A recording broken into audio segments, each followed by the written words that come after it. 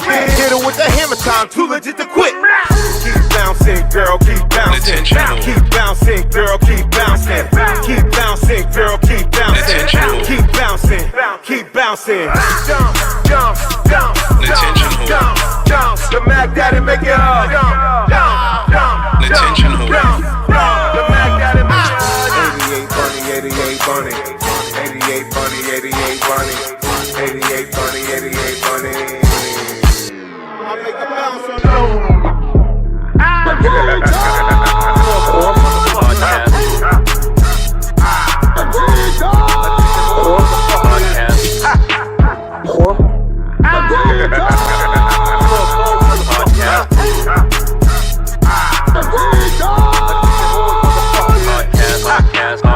Yeah, Westwood's out of the way. It's like right by Oradell. Like yeah, Westwood's right there. They're right. I mean, they're literally out the way. Like when I used to play football games and all that, their field it would be like, not to say it like this, it'd be like you missed all the good. That's how it was. Yo, give me a grinder, dog. You smoke? No, I don't think he smokes. I did research. I was like, I'm not sure if he, and if he does, I told you he was gonna check your stuff that page out. and if he does, it's on the low. Nah, I don't. Everybody has. It's all good. I don't. Everybody has a beginning. It's okay. I don't judge though. Nah, it's all good. Nah, don't worry about it. I let people come in and be themselves. Nah, perfect. That's what's Except up for me. Shut the fuck up. You haven't been back here in 8 months, nigga. You haven't been back since the election, nigga. You haven't been here, nigga. Oh man. Same month. So what high school you went to again? Bethel High School in Hampton. Oh, in Virginia. Yeah, oh, so you went to high school in Virginia. Yeah, VA. I came out here when I graduated. Oh, high school. Okay. Yeah, everybody think I went to TNAG, man. I'm waiting for Marcel to get on here so I could bring up that story about how Westwood used to get down. You know what I mean? Man, right before the basketball games, I'm telling you, man. Literally. Marcel. Marcel that got caught up in that shit. Talking about Marcel and my girl who fucking got me on tape incriminating myself. Oh, I think you talk about that. That's just in case a nigga talk crazy. I got that in my back pocket. Blackmailing you. I got it. No, I keep the blackmail. You know what I mean? Got him. That's the crazy, they put that shit on the phones now. You could just press and record. But why they make it so you can hear it? It shouldn't be like you can hear it. That's It's never anybody. You saying like talking to females? You know you gotta get It's like if you really like the female, you're gonna talk to her, you're gonna do that. But then after a while, I'm like, bitch, I don't want to talk. Come here if you want to talk. Come to me, man. Right. That's what you're saying? You're saying In person. You know what I mean? We can talk all day in person. Okay. All right. You ready, man? Mm-hmm. Okay, man. You putting your life on, man? That's the time you put something in the sky. So I'm just letting it rock right now. Yeah, I know. I know. He was like, he said put something in the sky. I know when you do that, they be like, we're out of here. I got a funny story about Sean Kingston too. Yo, I put that up there. Huh? That's why I put that. I was like, I seen you with the celebs and stuff. We're gonna talk about it. We doing stuff back in the day. I was like, okay. Boy, I got a lot for y'all. We're gonna get into it. He sent me the flyer. I couldn't post it on Facebook. Why not? I don't know. That shit was just acting up. It was racist towards you. We're gonna talk about it. I mean, you know what? I'm surprised you don't got one thing on it, but we'll talk about it. What? Well, listen. It's all good. I was trying to do a quick deep dive if I could. It's okay. You got Sean Kingston on it, but I was like, you ain't got Wendy Williams on there. I had that in my memory. I had that in my memory. Perfect. Wait. I had that in my memory. That's I seen you with Charlamagne and her in that picture. I seen it. I got it. I didn't put it on the flyer. Okay, I was like, as long as you, okay. I would have talked. I would have said it anyway, but perfect. Yeah, I got. Man, I worked with her. Well, the Bad Bunny thing, they had that murder that happened. I was gonna bring that up for the whatchamacallit. No, he got in trouble in Union City recently. Bad Bunny? That's what, or unless that was fake news. No, I heard that it was I forget where he was from. I think he was a New Yorker from Queens. He was a fan. He went to the concert, but he ended up getting killed I think he was in Puerto Rico though when it happened, but he was like a bad. But he went to the show, but somewhere else he went somewhere else, and he ended up getting killed out there. And they made it a big thing, like fan of Bad Bunny ends up murdered and stuff. Bad Bunny, man. What he must have been playing? What he playing Bad Bunny music when he? I don't know. That's how I just see the news and I try to get as much information as I can from breaking that down. I'm like you. I've been all over the place with news and stuff. Yeah, you saw what I sent you with the with Jaguar, right? Talk about Glorilla. I saw that. I didn't see that yet. I didn't see it. I sent it to you. I got something for that too. You seen it? I did not. But I got something. No, but I got something to talk about with that too, with the Glorilla and with the gospel and what Diedrich said. I love Diedrich. Oh yeah, we did talk about that the other day. Right. And I sent you the video on Facebook, bro. You gotta check your messages. I gotta see. I don't think it's a big deal. I don't. It isn't. I don't think it's a big deal. I think it's the main reason why. It's because she won an award for it? She won the award. And what happens is the community, but the real issue is they're tired of Kirk Franklin. But see, Kirk Franklin's like everybody else. He's different. But then I don't know if he won, but wasn't Kanye at least nominated for some of his Grammy? He got a Grammy. Yeah, Grammy got best gospel. The Jesus album? Didn't the Jesus album did get a Grammy? Yeah, he got a Grammy. Yeah, that was a while ago though. That's some joints. But see, the gospel that's an community album though. You know what I'm saying? But I could dive deep into that. We in talking mode, and you want to talk about papers. Look, when I bring this high yellow nigga back, look what happens. You're blocking the camera. Niggas can't see shit. You're starting all over again. But see, I'm gonna get you. But see, it's deeper than that. Like, there's only a handful of gospel artists that really crossed over and really did their thing. Right. Like, go back to the Winans family. The Winans family, they had that Return album. You know who produced that album or was on it?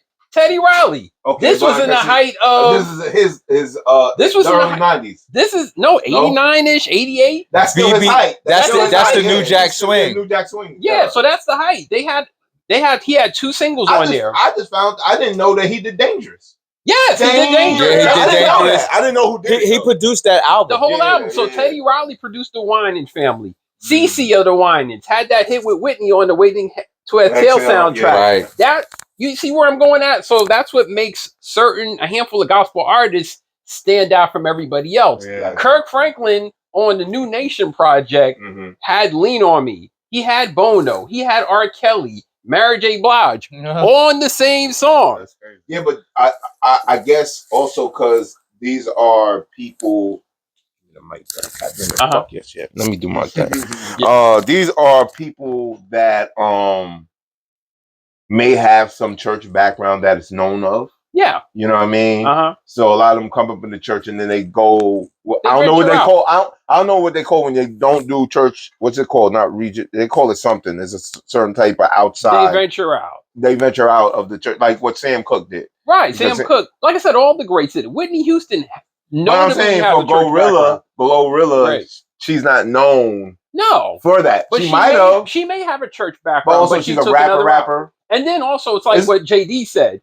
A lot of today's artists, like singers or rappers, they're not getting developed in the church no more too. So it's different. Also, it's her accent exactly, and the fact that she won.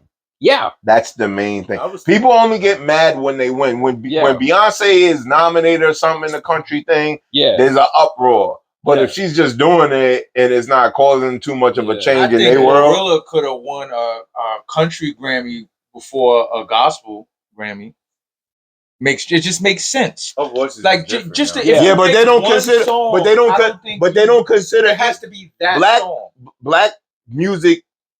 That's from the South, they don't consider that country, even though it's country. We made it. It's pretty much the blues. Their country is the blues. Fit that country. It's white blues. Yeah, exactly. That's what country is. In the white scope of it. Is white blues. That's all it is. My girl left me down. I'm gonna get a gun and do this, that, and the third. Right. That's all it is with a twang. And the banjo is from Africa. But anyway. But not totally these days. Now it's a little watered down. It's a little different. It's a little more, expandable than just hey, my Holly till I die. Cool. It's not that. They pick up a lot of hip hop. Wait, they keep. Jealousy. That's what I'm saying. You know what I'm saying? Even what's the homegirl named Taylor Swift? Her songs are not. But they take off. You know what I'm saying? They still take from the popular music, which is mostly hip hop, Right. Yeah. and they twist it around. Yeah. I know. That's why Nelly was besides able that- to do what Nelly was going to do, because he got the countryside of people. Oh, that sounds kind of, ride with me. That sounds kind of countryish to them, and he urbanized it. Exactly, Yeah, so exactly. it worked. I think 50 did that too. With what? Some shit. That earlier shit. Well, see, 50's a little different because it was I'm trying to think. It was more West Coast than South. He did Yeah. But you're right. But West Coast, but see, West Coast is still considered country. It's though. country. It is. Well, we West can- Coast people come from the Right. country, come from the South. They come from the South. But Yeah. Besides that, Everybody West come from the Coast South. has a different kind of Yeah. country. Yeah. than country. Call that mama, and all that. Like, you don't do that over here. I'll even do you one better. They call certain parts of Jersey outside of the tri-states, like Jersey's Central country. beyond. Yeah. Jersey's country. They call it country. New Jersey, Patterson's country. I wouldn't Newark is country. I wouldn't say all that. I wouldn't say all that because it's urban.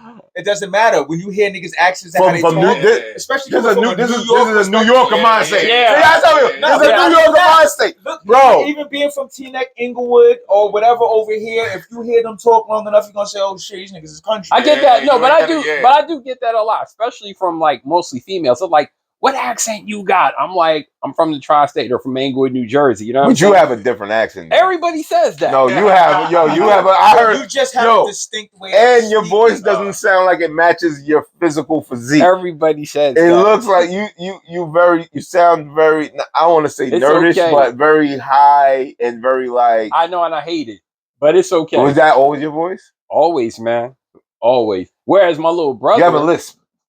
I You know. have a slight lisp. I heard right? that. Yeah, my little I brother. have one, so I could tell. Yeah, my little brother.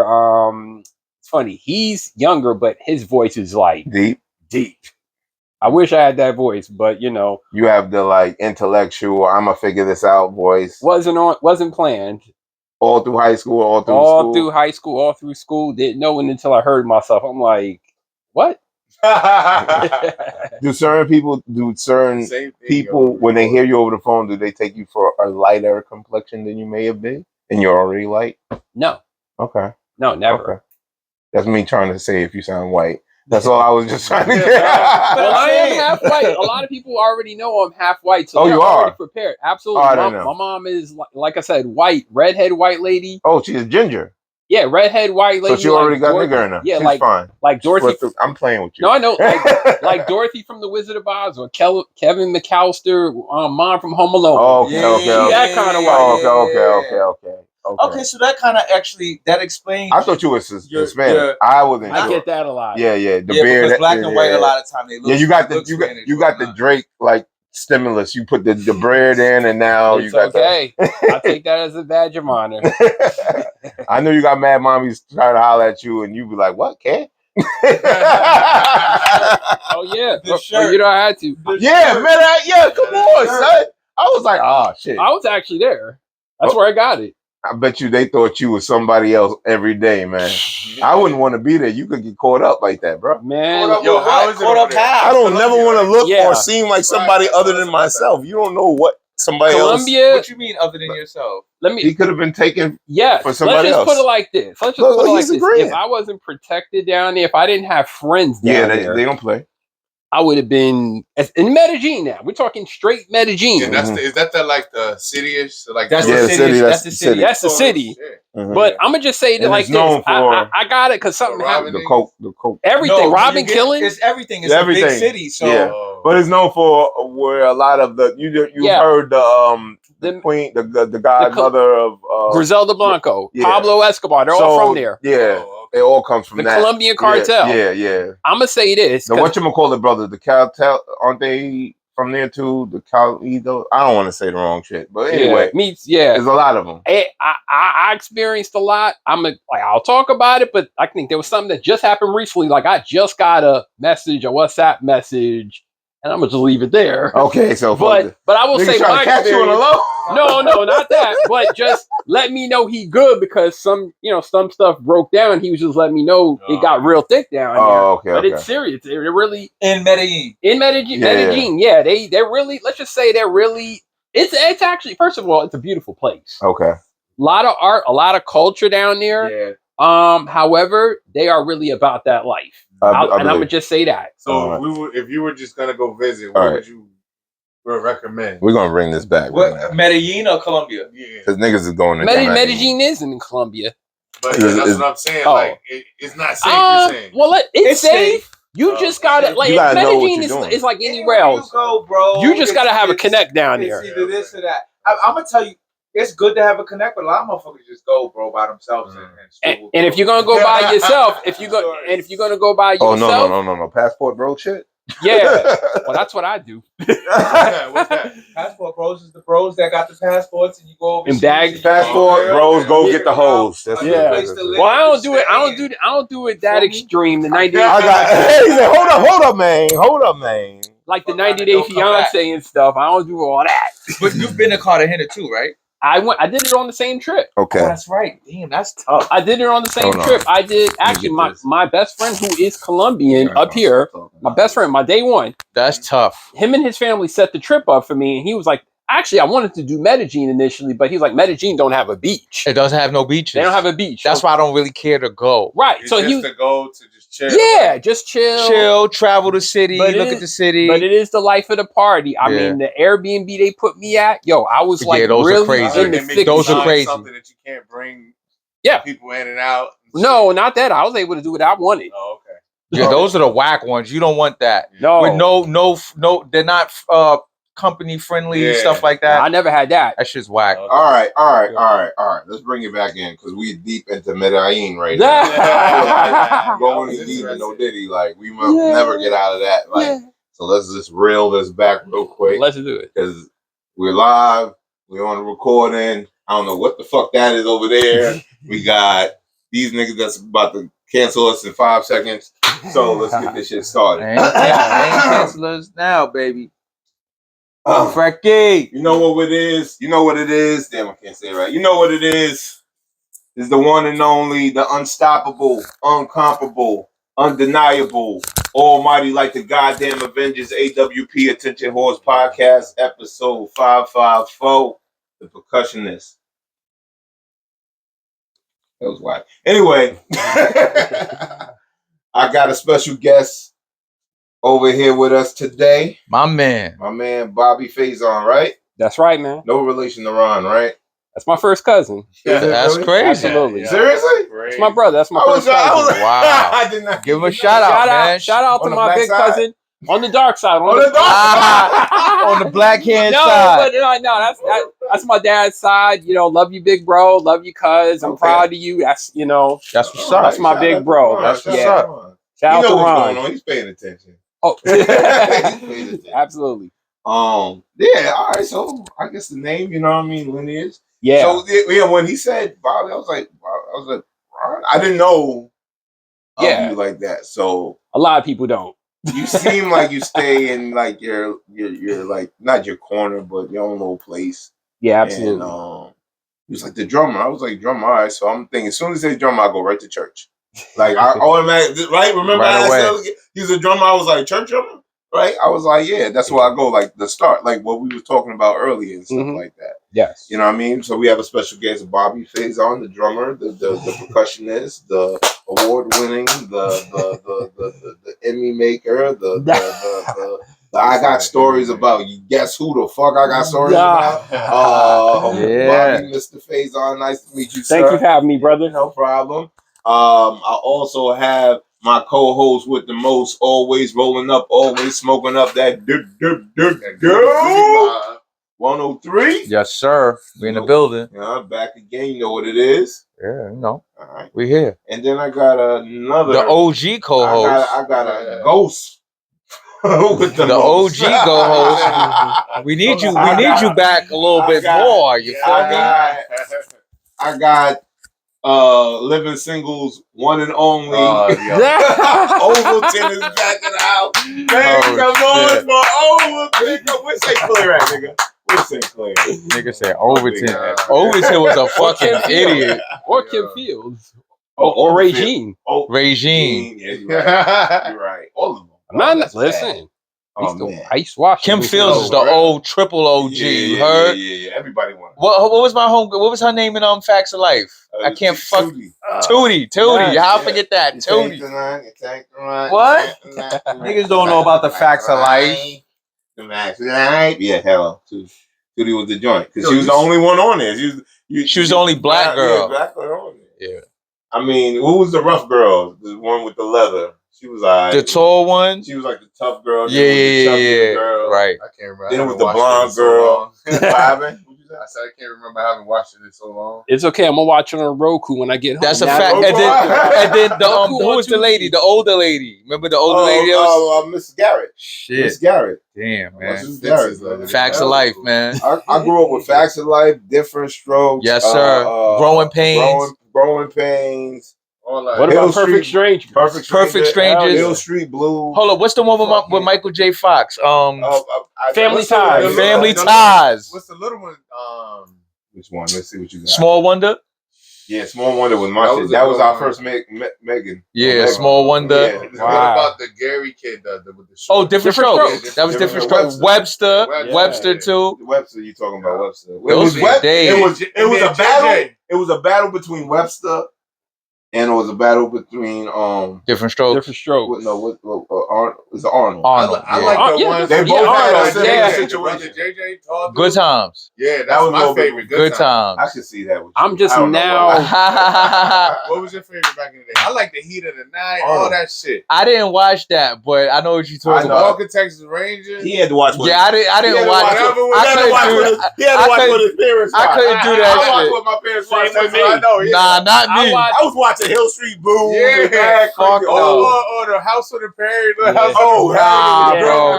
I wasn't watching none of that shit. Yeah. I watch what my folks watch and what my babysitters watch. 227, Amen. 227, Amen. How we forget that? The Price is Right. At night, The Price is Right. At night, they'll make you watch. First, they'll start you off with The Price is Right. Yup. Family Feud. Yeah, Family Feud. Oh my god. Family Feud is actually dope though. Yo. Family Feud was popping. Yeah, Family Feud. Then the news come on right after that. And then it's time to go to bed. Let me tell you, all my cartoons was cut off. I had to watch General Hospital, My Children, Life After whatever. In a row. I had to watch so and so get thrown down a well, disappear. I'm so glad I had to come back. Yo, soap operas are iller than fucking Marvel. Yo, they have no powers yet. They come back to life. They reappear. Word, you can die on the soap opera and come back. Is ill. They like wow. I never watched none of what shit. soap operas remind me of now? Because they're going towards that direction. The Shy, because Homeboy got shot up, but then he was brought to life. But that happened with the Empire. Empire started that soap opera shit. And then and then 50 made fun of it and applied it to Power. Oh, definitely. And then now it's on the Shy. Yeah, everybody's doing that. Everybody doing some theatrical. It's the same shit. Yeah, you know what I mean. But shout out to that. This is the podcast today. I don't know how we got on TV shows and shit. I have no idea. Man, we go everywhere. He figured he wanted to come back and shit, so I said, sure, come back.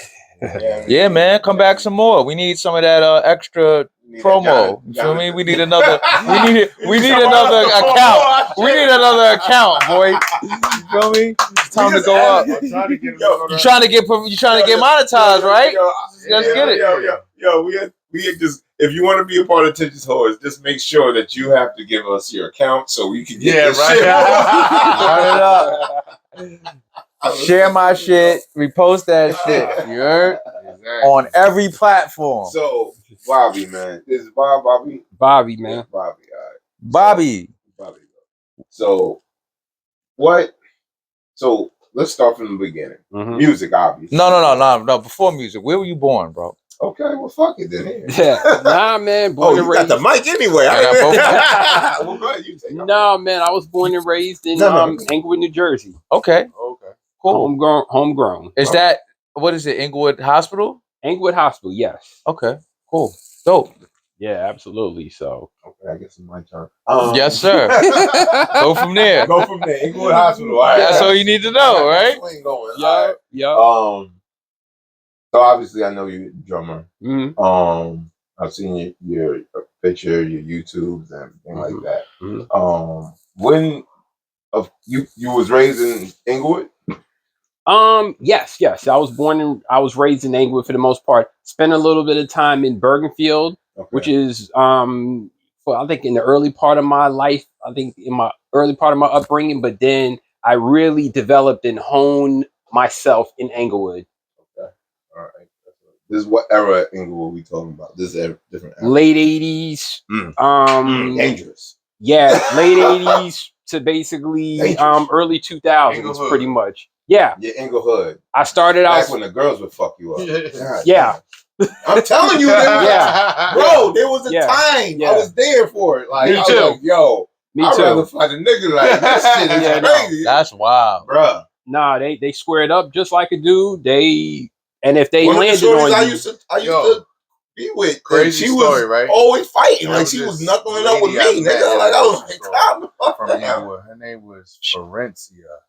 She was really down with. She was kind of eccentric. She carried a dog. But she met all the celebrities. She had pictures with Tupac.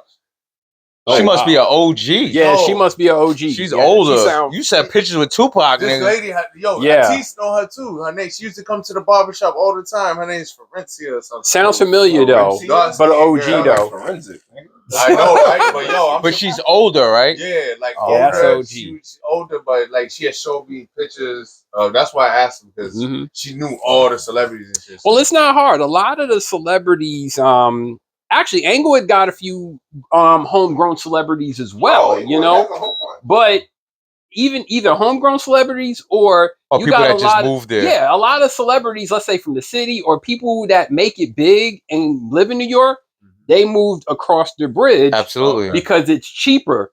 Now, I mean, it's cheaper, but by how much, I don't know, because everything is high as hell now. I'm not going to say necessarily cheaper. It depends where, but like for a celebrity, I think they needed more space in a bigger house, so they would move to like Inglewood Cliffs. Yeah, absolutely. Because that shit ain't that shit ain't cheaper. Like, no. It's just you're leaving the city to be like, all right, I'm done with fucking being congested, right? With all these, unless you go to Long Island or something. But they wanted gonna pay $4 million for one of them. Yeah, they wanted their own sanctuary and stuff. like that. But shit, that's better than going all the way up in Long Island to Montauk and all that. Like that, you need a helicopter to get back to the city. You know what I'm saying? So I get it. It's quick and it's easy to just go right there. Yeah, exactly. And everybody probably lived there too. Alicia Keys, KRS-One, Eddie Murphy, Mary J. Eddie, that was the biggest thing. Eddie Murphy. I went to school with his nephew. All from, I believe, Cleveland School all the way up into high school. I think I know you told it was Charlie Murphy's son, right? No, it was the other brother. That was my name. I used to always think it was Charlie Murphy's son, but no, it's the other brother. It's the other brother. I forgot his. R.I.P. Chris Lynch. That was his name. But who the nephew? The nephew, yeah. Oh, the nephew? Yeah. He passed away? Yeah, he passed. Really? Yeah. Some of everybody. So because I do remember a nephew, but I thought it was Charlie Murphy's son. He was kind of light skinned, kind of stocky. That was him. That's him. That was him. He passed away. Yeah, a few years back, or whatever, like that. Wow. I also went to school with KRS-One's son. Okay. Yeah. It was. Yeah. So I wait. What school did you go to? I went to school. Pretty much every school except Carl School. Carl School is like I believe pre-K. So you went to Dwight Morrow? I went to Jancy Middle School, Jancy Smith, and Dwight Morrow. Okay. And that's kind of where that's the school that's right around the corner from Dwight Morrow. Yeah. The middle school, right? Yeah. And then I went to school with the whatchamacallit, Leland's kids. I went to school with his kids. Okay. So like I always tell everybody, so basically Inglewood, everybody went to the same schools for the most part, unless it was like a Catholic school here. Everybody went to elementary, middle school, junior high school, right? Yeah, up until, because I was also an athlete as well. Everybody went to the same schools. Exactly. Football and basketball until 2003. That was my class. That was when the parochial school started to basically. What class is 2003? That's the year. When I graduated. He's the year after me. So that's when they had Dwight Morrow. How old are you? Yeah, he's a year younger than me. He's a year younger than me. I'm baffled because the things you're talking about sound like you're older than me. Well, I've seen a lot. I've done a lot. When you said 03, I'm like, wait, it can't be 03. So You graduated 03? I graduated 03. So you in the 80s and the 90s in Inglewood, how old are you at this point? I'm 40. No, Yeah. all right. So at that 45. time, Yeah, I'm about to say he. No, I'm 45. Yeah. Right, so at 89, you're like 89. I'm 4 going on 5, Right. something like that. So it's the So same you shit. see enough. Yeah, I know. Right, Yeah, so that's you're a in the fact. same package. I'm Right. trying to see, like, okay. So all right, so at that time, that's when they had Dwight Morrow, and then they had the other school. Yeah, that's when, because I was also an athlete besides being a musician. Mhm. But right around the time, and I was pretty good, by the way. But at that time, that's when the parochial schools, I want to say around 99, 2000, when we entered high school, that's Okay. when they started the parochial schools, the What's Catholic schools, Bergen Catholic, Don Bosco, Oh, okay, St. yeah, Joe's. those The prep Oh. schools started So they can kind of They take started swallow up. then. take Yes. the good players Yes. from the public. Yes, Right, I got offered. Right. I was offered to go to one or two of those schools, and I actually thought about it, but that wasn't me. It's the Music. bread. It costs bread. Hell Well, yeah. no, they were. Well, not even that. They were giving scholarships they at were that time. scholarships then, Yes, yeah, they were giving scholarships. yeah. Like I said, they basically Well, taking. you also was involved in that. Well, that's what I was getting ready to get into. What kept me in Dwight Morrow basically was the music. You know, that was my main thing, and that's my main passion. They Even had though music, Played in the band. they had a music section that was. We was really talking good. about that yesterday. yeah, That I didn't Dwight know. Morrow, They had a music Inglewood section. is known historically for its besides be athletics and everything. It's music. As a matter of fact, Our theatrical type The of band or concert band, like everything. Well, you know they got the 'Cause I'm from the NJ South, Pack you got over that there. They got the marching. thing. That's Right, what right, we right. sounded like Yeah. back in the day. Believe Oh it or yeah, he's not. a Southern boy. so So you y'all played should know. the quads. No, I played the snare. Okay, But- dude, that was nice. But that's pretty much we were drumline before drumline. Okay, yeah. See, exactly. good thing I brought your ass here. Now you have something in common you can talk I about. played in the band. That's why I asked. Small I world. was a tuba player. Oh Man, Marching had to march with the our tuba band now, and I love that's why the the girls kids. love you. I love the kids You ready to now. throw that tuba like a football in that I shit. love the kids now, but they could use some help on Yo, that yo, brass yo, line because the brass yo, line is Jay, the voice of your the joint- band. Pause. We cursed. Nah, I don't know what happened. I ain't set it up, so let it ride, right? Just put it on, let it ride. Yeah, put your code in. Ooh, I know where the money's at now. I don't even know my own code. Look, you doing it 5 different times. Mm-hmm. Who the hell is that? That's Superman. That shit You look are like it's- blocking. That shit look like it's here Your too. ass is literally blocked. Yo. I get it. I just turn it off because my phone is off. I just try to do some. So what, yo? You got your screen so it won't cut off, right? It ain't cut off. Yeah. I didn't cut off neither. It ain't cut Oh, off. okay, so you got right Yeah, for my I screen got player. right there. Okay. I gotta just set my timer for my screen. So do it again. You can't do it. I actually got another funny story. So I had an encounter with we had an encounter with Wilson Pickett one time in England. Wilson Pickett. Who is that? I'm sorry. What? Yo, sorry. Legendary soul singer, man. Yeah, that's an old school. That's an old school. Nah, so no, if you don't believe me, you can Google it. Oh, we believe you. I do. No, but basically, my mom, I think I was young as hell. I was probably like 6, 7 at the time. You know why I thought you was Hispanic a little bit? Your younger pictures got that young DJ Khaled look. Like when DJ Khaled's not Spanish though. Exactly. I know that. But I thought he was Spanish when he was. So you when thought he was slim. When Arab? was No, it's slim. Middle Eastern. Oh, he could be Arabic. that too. You could I be- get that. Yeah, I get that. Especially with the Yeah, we can beard. see it. My bad. Go It's back. okay. It's okay. No, I was 6, 7. We was walking. I think me and my You was mom. 6'7"? What? Right. 6 something. My bad. I just messed No, it's okay. Wilson Pickett. So anyway, He's special. He doesn't. we know walking, but he's another one of the celebrities. Again, yeah, I remember Wilson Pickett's from the South, you know. Right. But he moved. I think he moved up here too. Everybody did. But yeah, what yeah. happened with him, because he Okay, was wild and out of control. So Wilson, what happened was, I think we were coming home, and next thing you know, he ran over a pedestrian. I think he might have killed that person. Damn, yo, so many people got Actually, no, I don't think he homicides, did. yo. No, I don't But think they he got did. away No. with it like They what's her definitely name? got Brandy, Robin Yeah, Givens. I knew you was gonna say it. I don't think. I don't Yo, know. they said Wait a minute. Before I don't want to get sued, but I don't know if he did. But the pedestrian, let's say, was hurt. You can look it up. Right. Brandy got a body. Brandy is dangerous. Not. That's drinking and driving, I bet, hold right? up. Nah, not all the time, bro. There's no disrespect, and I fuck with her right Taxi there. to driving. Motherfuckers can't drive. First, she's a California girl. That's number one. Oh, Who? Brandy? Yeah, she's a California girl. That's She's number one. really not.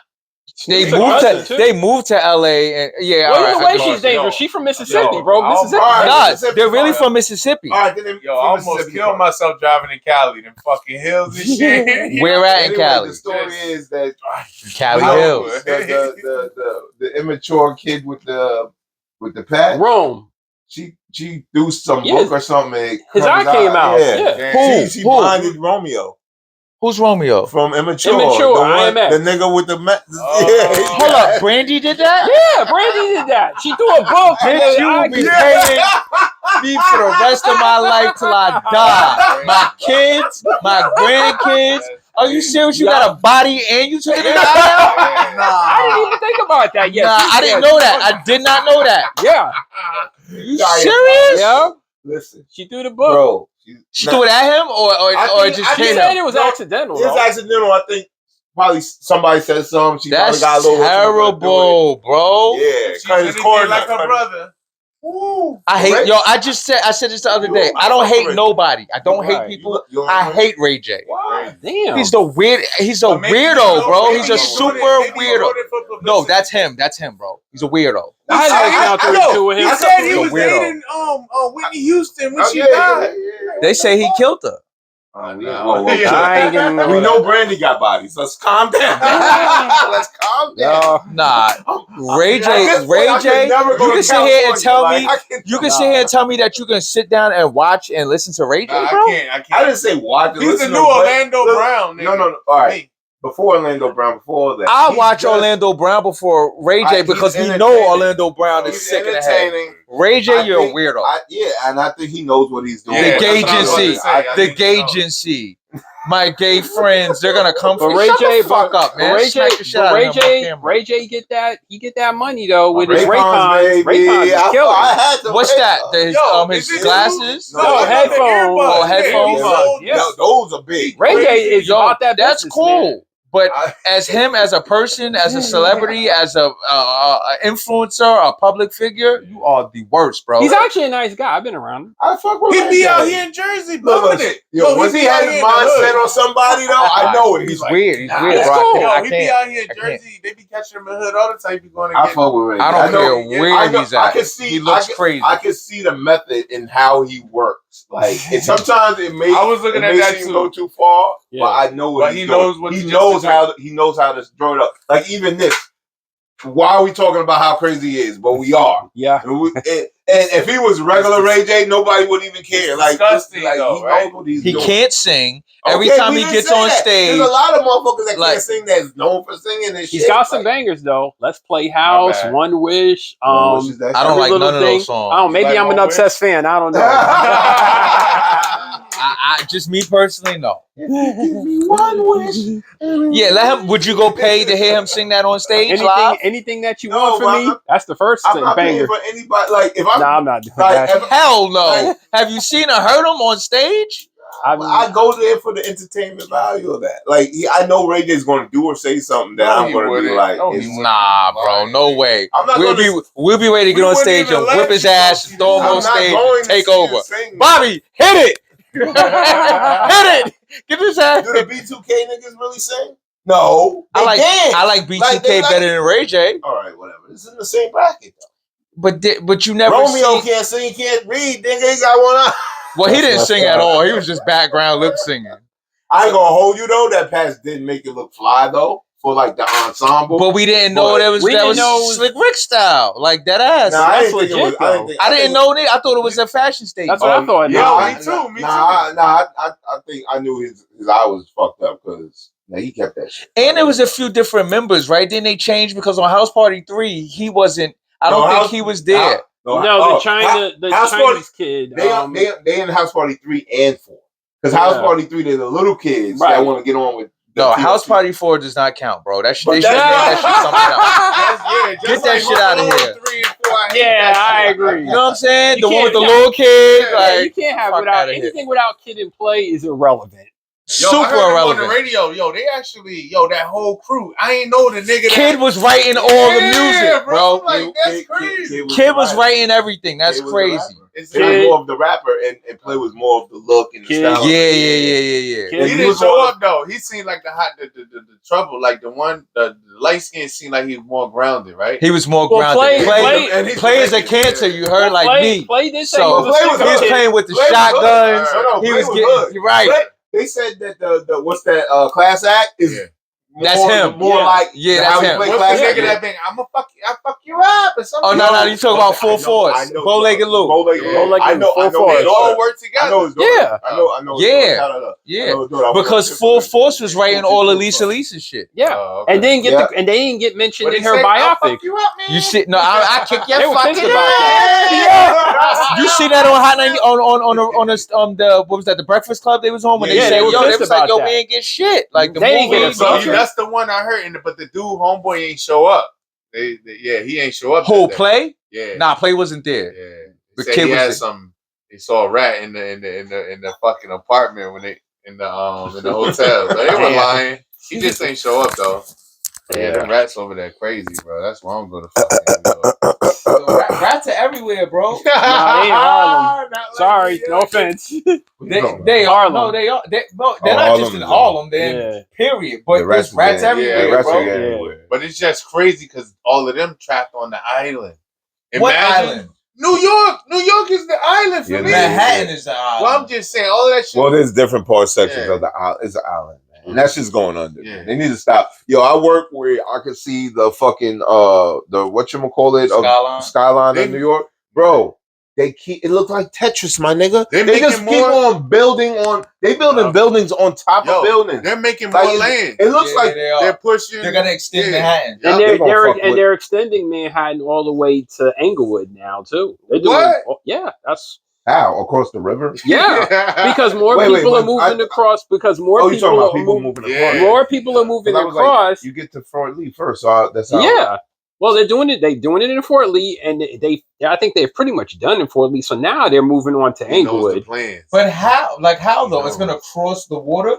No, he's just saying people. He's not saying that they're actually building something there. Yeah. Oh, you mean as far as people moving? Yeah, that's why there's a lot of condos in Bergen County. That's all the way to my town. But you know what's really happening though? They're moving to New Jersey, and they're also moving out of New Jersey because basically it's like. I'm not even going to say New Jersey as a whole. Let's not say that. Let's say Northern New Jersey. Right, it's a port. Let's say that. It's a port. You're not supposed to stay here. You're supposed to come here, plant your flag, do what you got to do, leave your family, your parents stay here, and come back when you need to. Go to South Jersey, right? Where there's land down there. Right. You can build on shit down there. Right. You can build on shit down there. That's like moving. That's like moving down south. Hold up.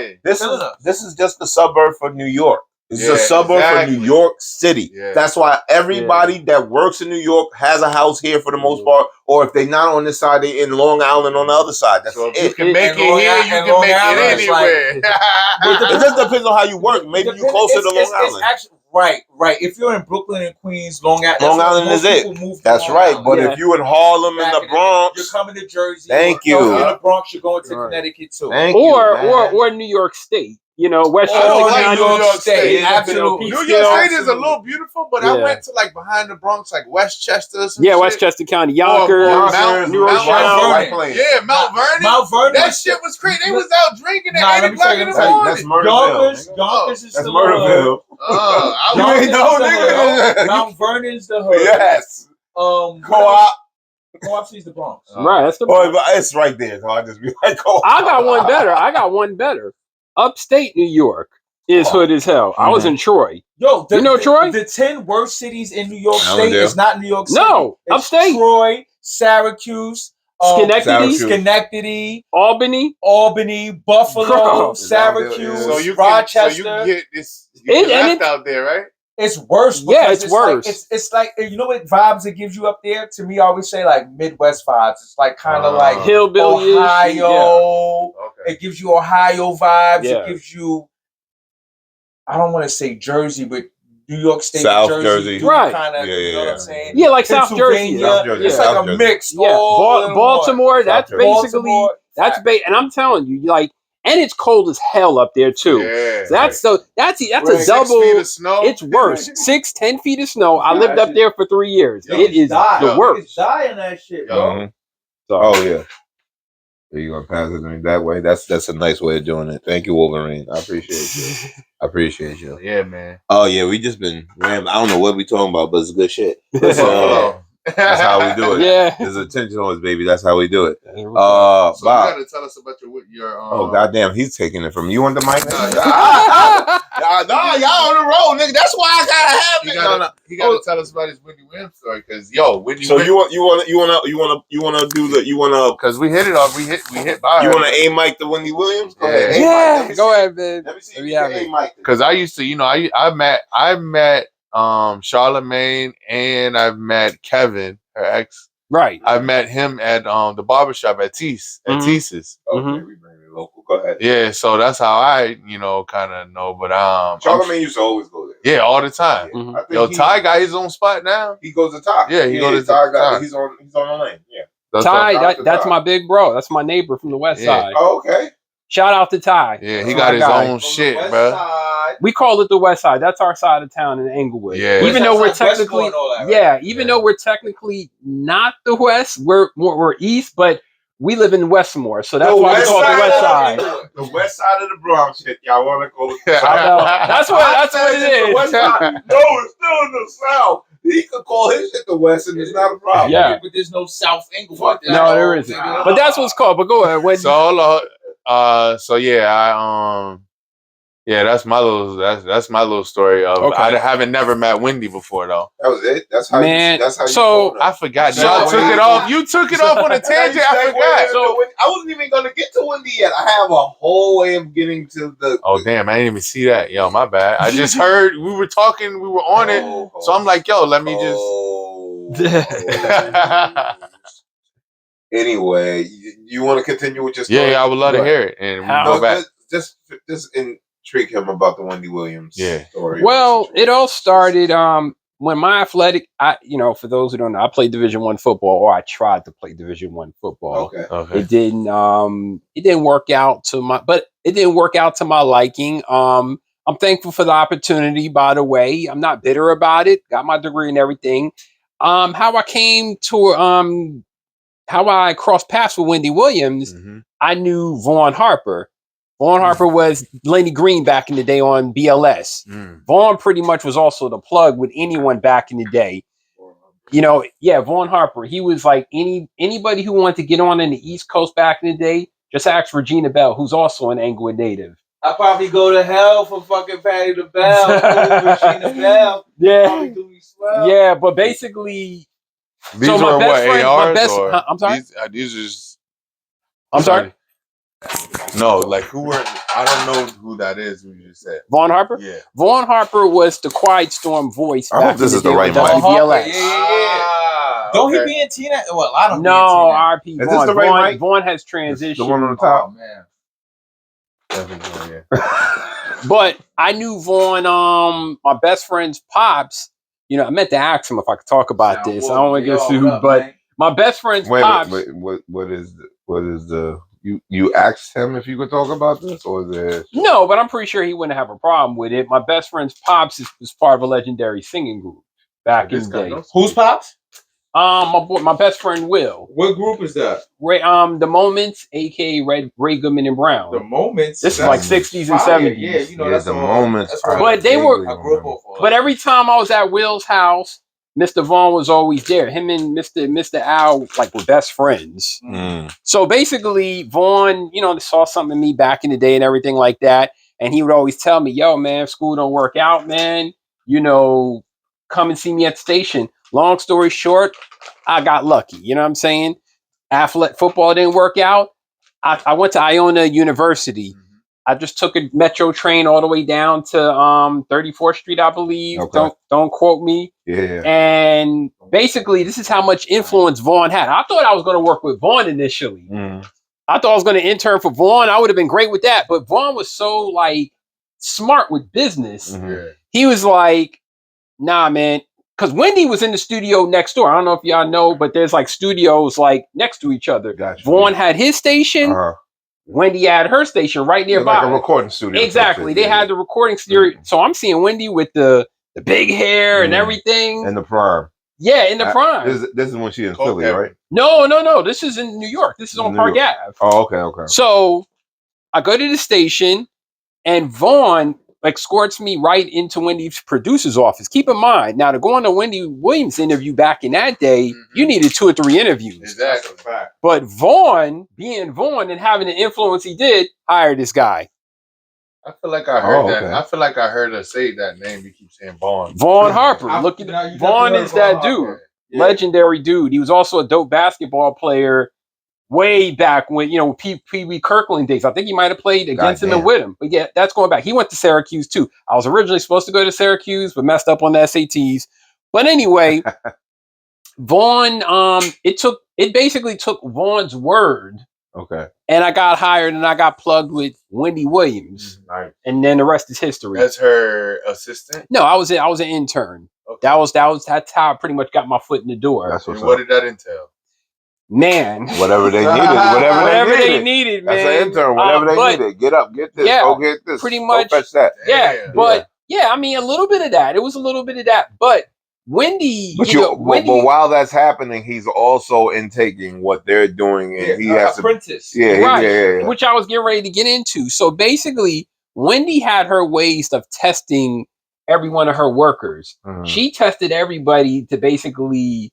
She wanted to see if you belonged in the industry. If you was that hungry. If you was hungry, but if you belong. Right. So what she would do is, if you went to give her we call it the material. We'll give her or cue sheets or whatever the case may be. So she's on point. Wendy will put you on the spot and put you on the radio or whatever. She'll ask you questions or whatever. I remember the first question I got asked. I got asked about my sexuality or whatever because. Oh, she wanted deep into that. Let me I'm not even gonna talk about that. But basically, Wendy and Charlamagne was there. Yeah. They asked me about and I'm like, because. And at that time I wore khakis. Interns, you got to make a good impression. Right. And I got football. Did you have glasses on at that point? No, I can see that though. No glasses. I can see that. I can see like a fade, flat.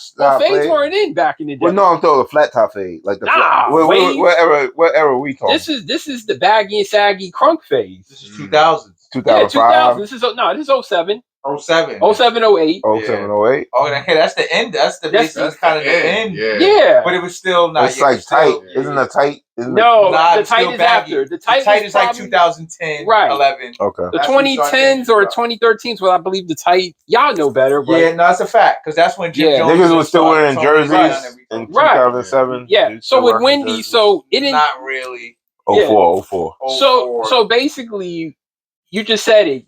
Doing basically fulfilling their needs or whatever. No, not crazy needs, but like errands, daily errands. But daily errands. Right. Daily errands. Go get them whatever their favorite meal is. Bobby, what's your sexuality? Fulfill my needs. No, not that. That's what she said. No. But go ahead. She was crazy on the radio. I heard she used to mess with that white girl too.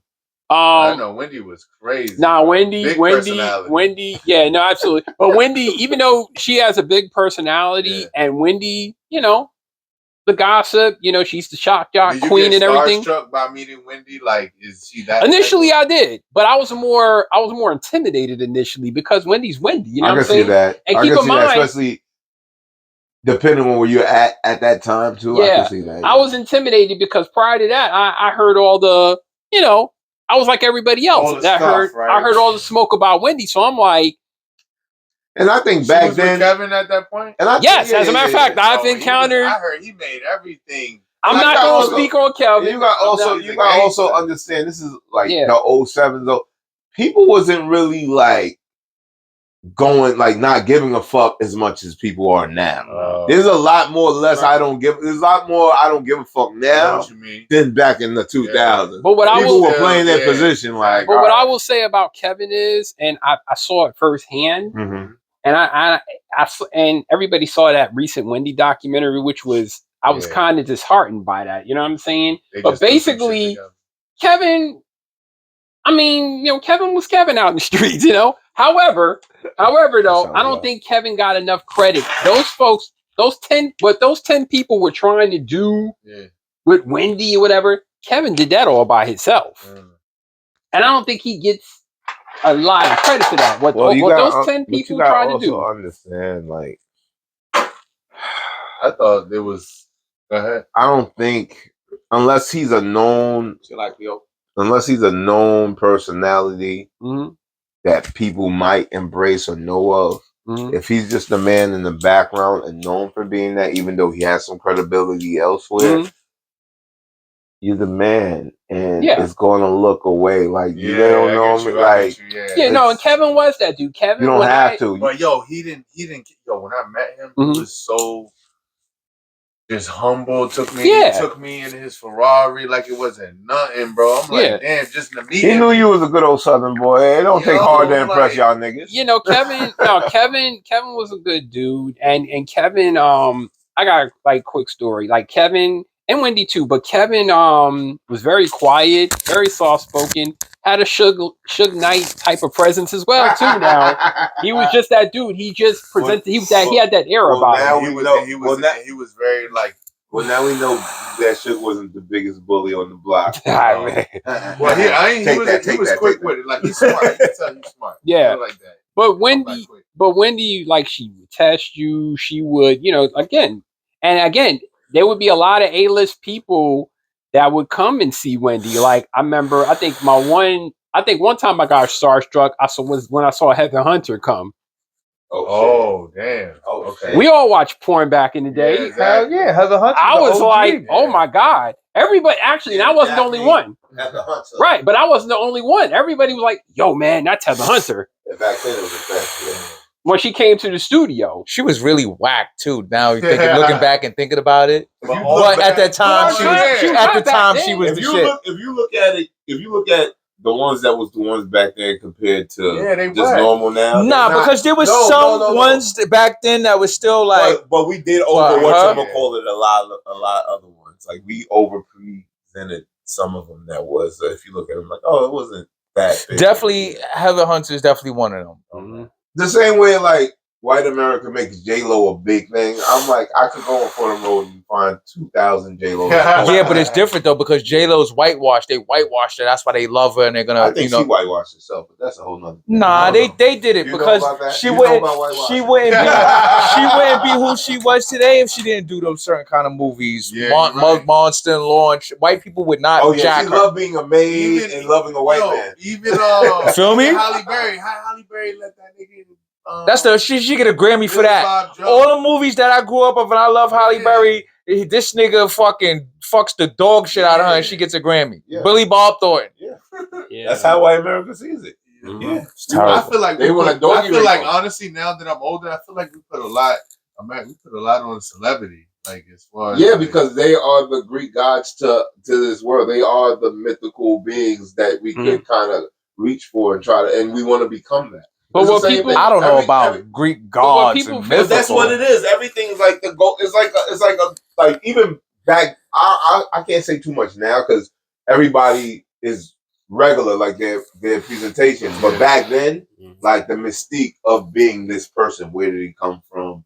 How does this person look? Yeah. And all the work he did. It was like you marvel. Just like football. I was just watching the documentary. Even with bro, my shit in my link. That shit is great. I gotta watch that. But I'm not a sports fan where I can tell you whose name is what and what their stats are. You know why? Because I'd rather play the fucking game. I don't care about watching somebody else do what I could do too if I put my mind to it. Yeah.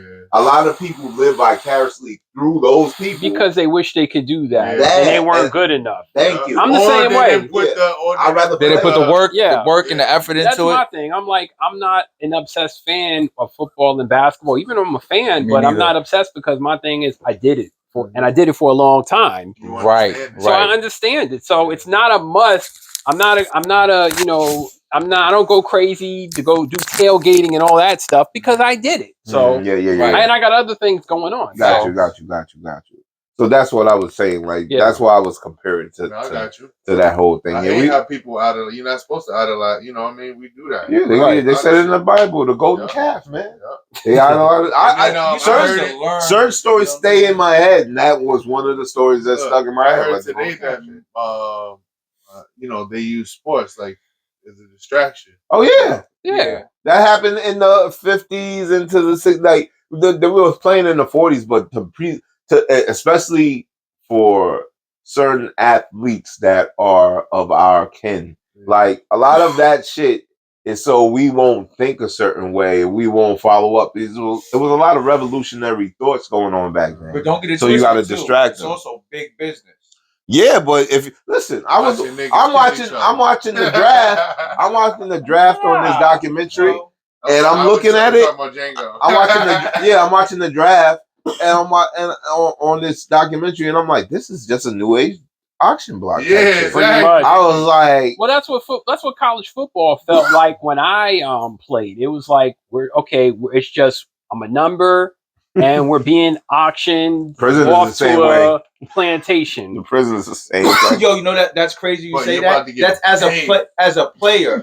But I always heard that anything college football, college basketball is way better than like the league as far as just. I feel like they take it more serious. Right? It is, bro. Yeah, they take it more serious. Well, they getting paid? What they used to now. No, because a lot they are now. But before niggas how many years have they not been getting niggas paid? was throwing their life away to make bread while playing college ball. Like niggas had to do shit. Well, now it's different. They them too. They was jigging them.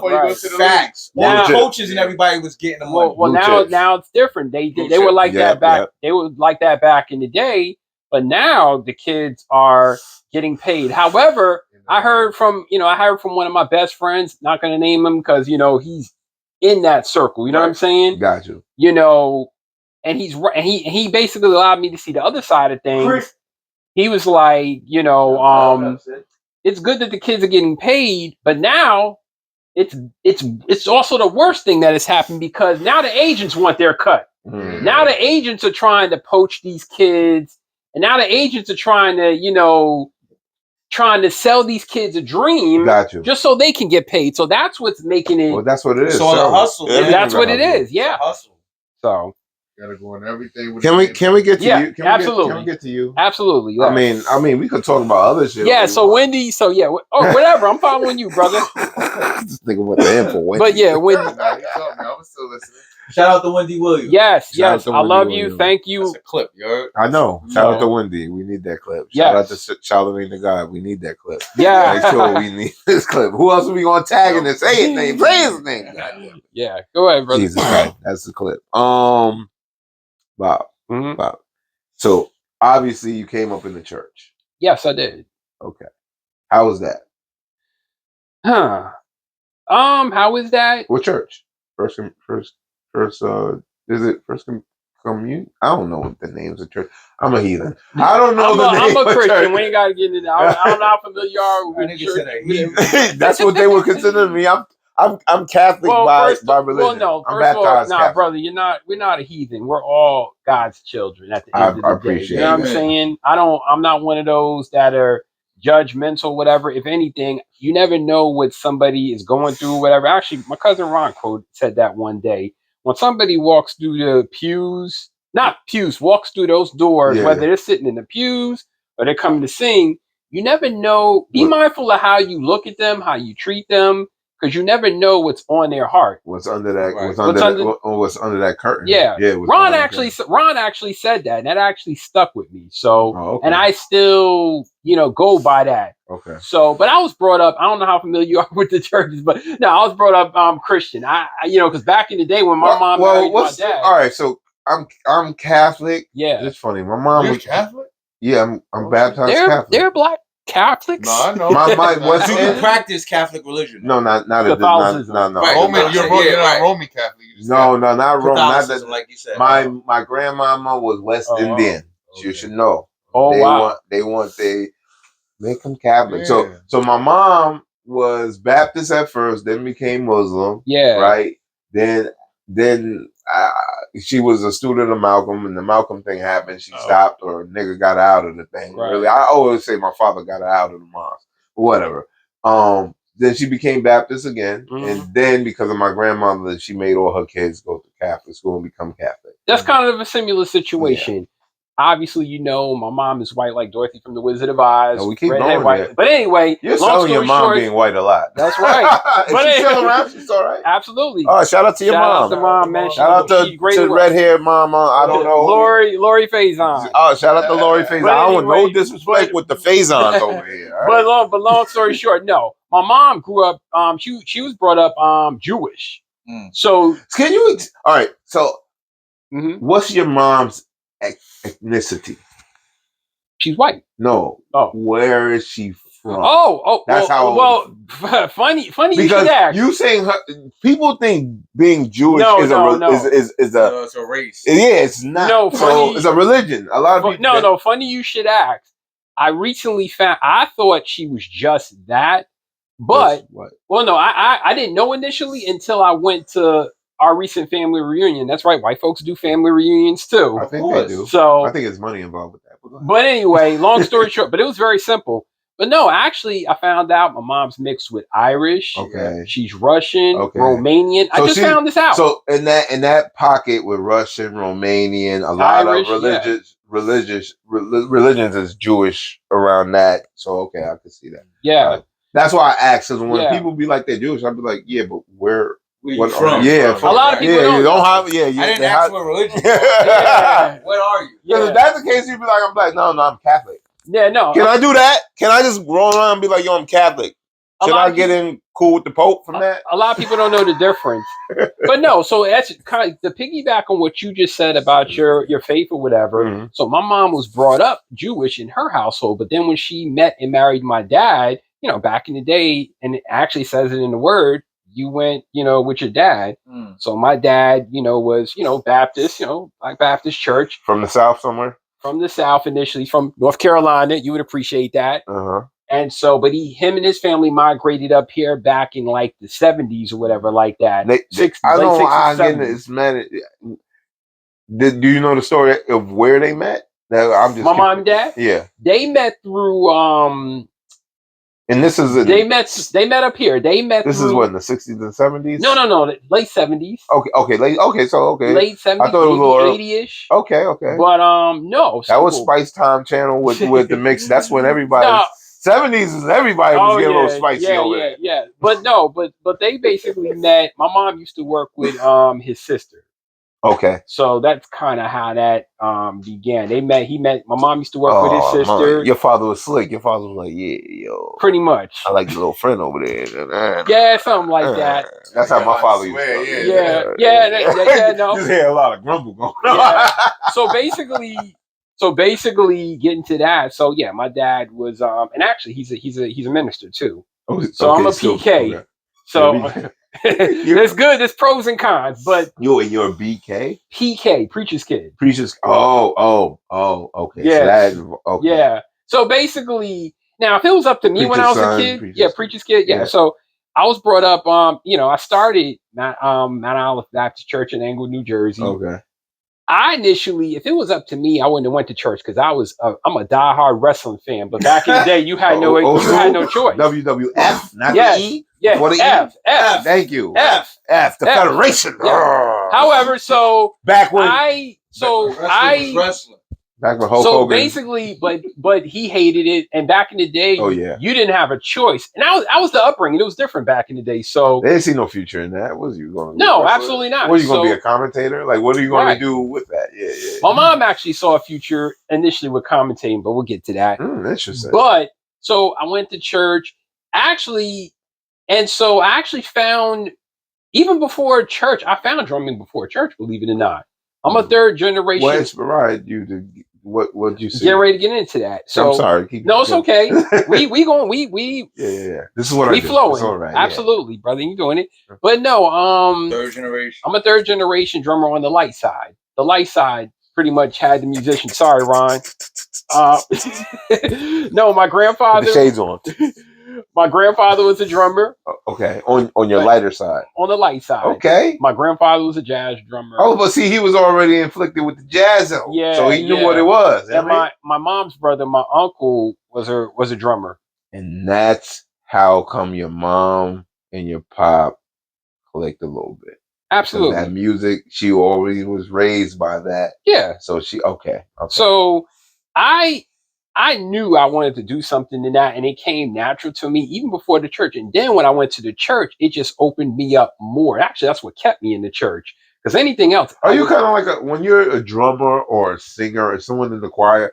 Is there kind of because listen, my experience with Baptist church is it's too long.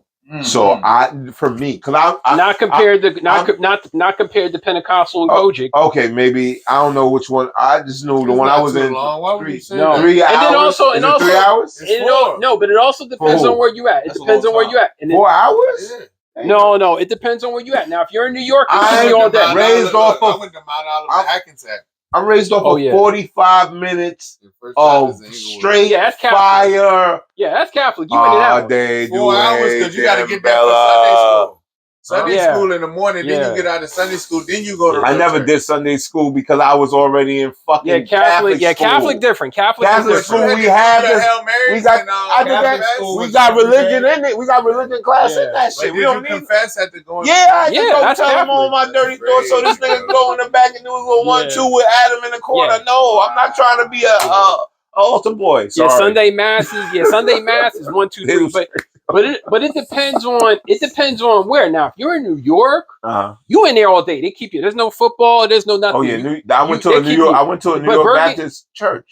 Baptist, Pentecostal, Kojic. You in there all day and all night. That's why I said I can't do that. But if it's past an hour, I'm like, bro. Yeah, but for the most part, Bergen County and Central Jersey, 45. That's silly, right? How you gonna learn anything? Because listen, I wake up and get dressed. Well, you got to do we got to do that on your own. I think on your own. Baptists give you breakfast. I don't. Not all. Not all. Virginia. This is a Virginia bread and form. It's different down there than up here, brother. They kind of do that. Listen, I ain't gonna hold you. Wait, hold on. I ain't gonna hold you. I went to my first Catholic church. My Catholic church and Catholic school I went to was St. Charles in Harlem. Okay. So we had it was a black community. Mm-hmm. So a lot of the priests preach. I don't know what to call them particularly in there, but we had some black ones. So they added flavor. Sometimes they would have some food earlier. Mm-hmm. They try to mix it, kind of put a little Baptist flavor with it, but it was still 45 and we out, my nigga. Yeah, like straight. Yeah, to it's the different. Point. Each to the pew, say mother. No, how you gonna take the offering? How you gonna sing the song? We do that quick. Bang, bang. We ain't jumping, we ain't flipping, we ain't shaking, we ain't vibrating. What about if you catch the Holy Ghost? Nah, Catholic's different. I caught the Holy Ghost maybe one time, and now that I think of it, I don't know what it was. Imagine catching the Holy Ghost. I was just like this. No, I was just like, I feel something. I didn't do nothing. I'm not. You ain't speaking tongues. I'm not the act. No, what? You were supposed to speak in by tongues. myself, not with a woman. What speaking tongues for, nigga? But basically, so that's what kept me in was drums. That was the only thing that, because as a kid, you need something. You need something that's gonna keep your attention in church. Because as kids, you're impatient. Other than that. If there's nothing that grasps you in the church, you want to stay home and watch wrestling. If it was up to me, I would have stayed home and watched wrestling. Sunday too. But luckily the church I was at, they always had dope musicians. Okay. So you was intrigued by that. I was intrigued by it, and that's what kind of kept me. And then obviously the hometown I was brought up in has a rich musical tradition, so I was hooked from that point on. I'm like, I knew I wanted to do something in it. It was just a matter of how, what, and when. Got you. So you only just played the drums. You didn't like? No, just the drums. I actually took a piano class. Okay. I have the ear for it. My right hand is good. I actually just have to get my left hand up. But basically, no, I just play drums. Okay. Hold on. Let me check something. Let me check something. Hey, let me check something real quick. Liquid Church. Yeah, it's called the Liquid Church. You gotta. We have church. I want to know all about this Liquid Church. It's like how you say like restaurants have a bunch of them. We have a bunch of different churches all over. Okay, so a bunch of locations. He branched out. Okay, and it's crazy. Like the band is crazy. Smokers everywhere. Oh yeah. Like, well, a big production. Yeah, for the most part, just like singers, like we were talking about earlier off screen, a lot, not just the singers, but a lot of the dopest musicians on the dark side are established in the church. You know what I'm saying? Yeah. Me, I got the best of both worlds because, as far as I seen it in church, but then also my mom in that side, I call it the eclectic side. I mean, I listen to rock. She was very is into the big bands and everything, like Guns N' Roses, Red Hot Chili Peppers, Aerosmith, Phil Collins. So I listened to everything. As a matter of fact, I didn't get exposed to hip hop until my friends like yourselves pretty much exposed me to hip hop. My first So what time was that around? Early 90s. Like 90s. Was when I really started to pay attention to it. Like, no, more so like 94-ish. Who was the first hip hop artist you got into? That I got into. Yeah. And nobody ever asked me that. My first hip hop artist that I ever got into. It better not be Fat Joe. No. I'm trying to think, and there was a few. This was before. I'm talking about hip hop.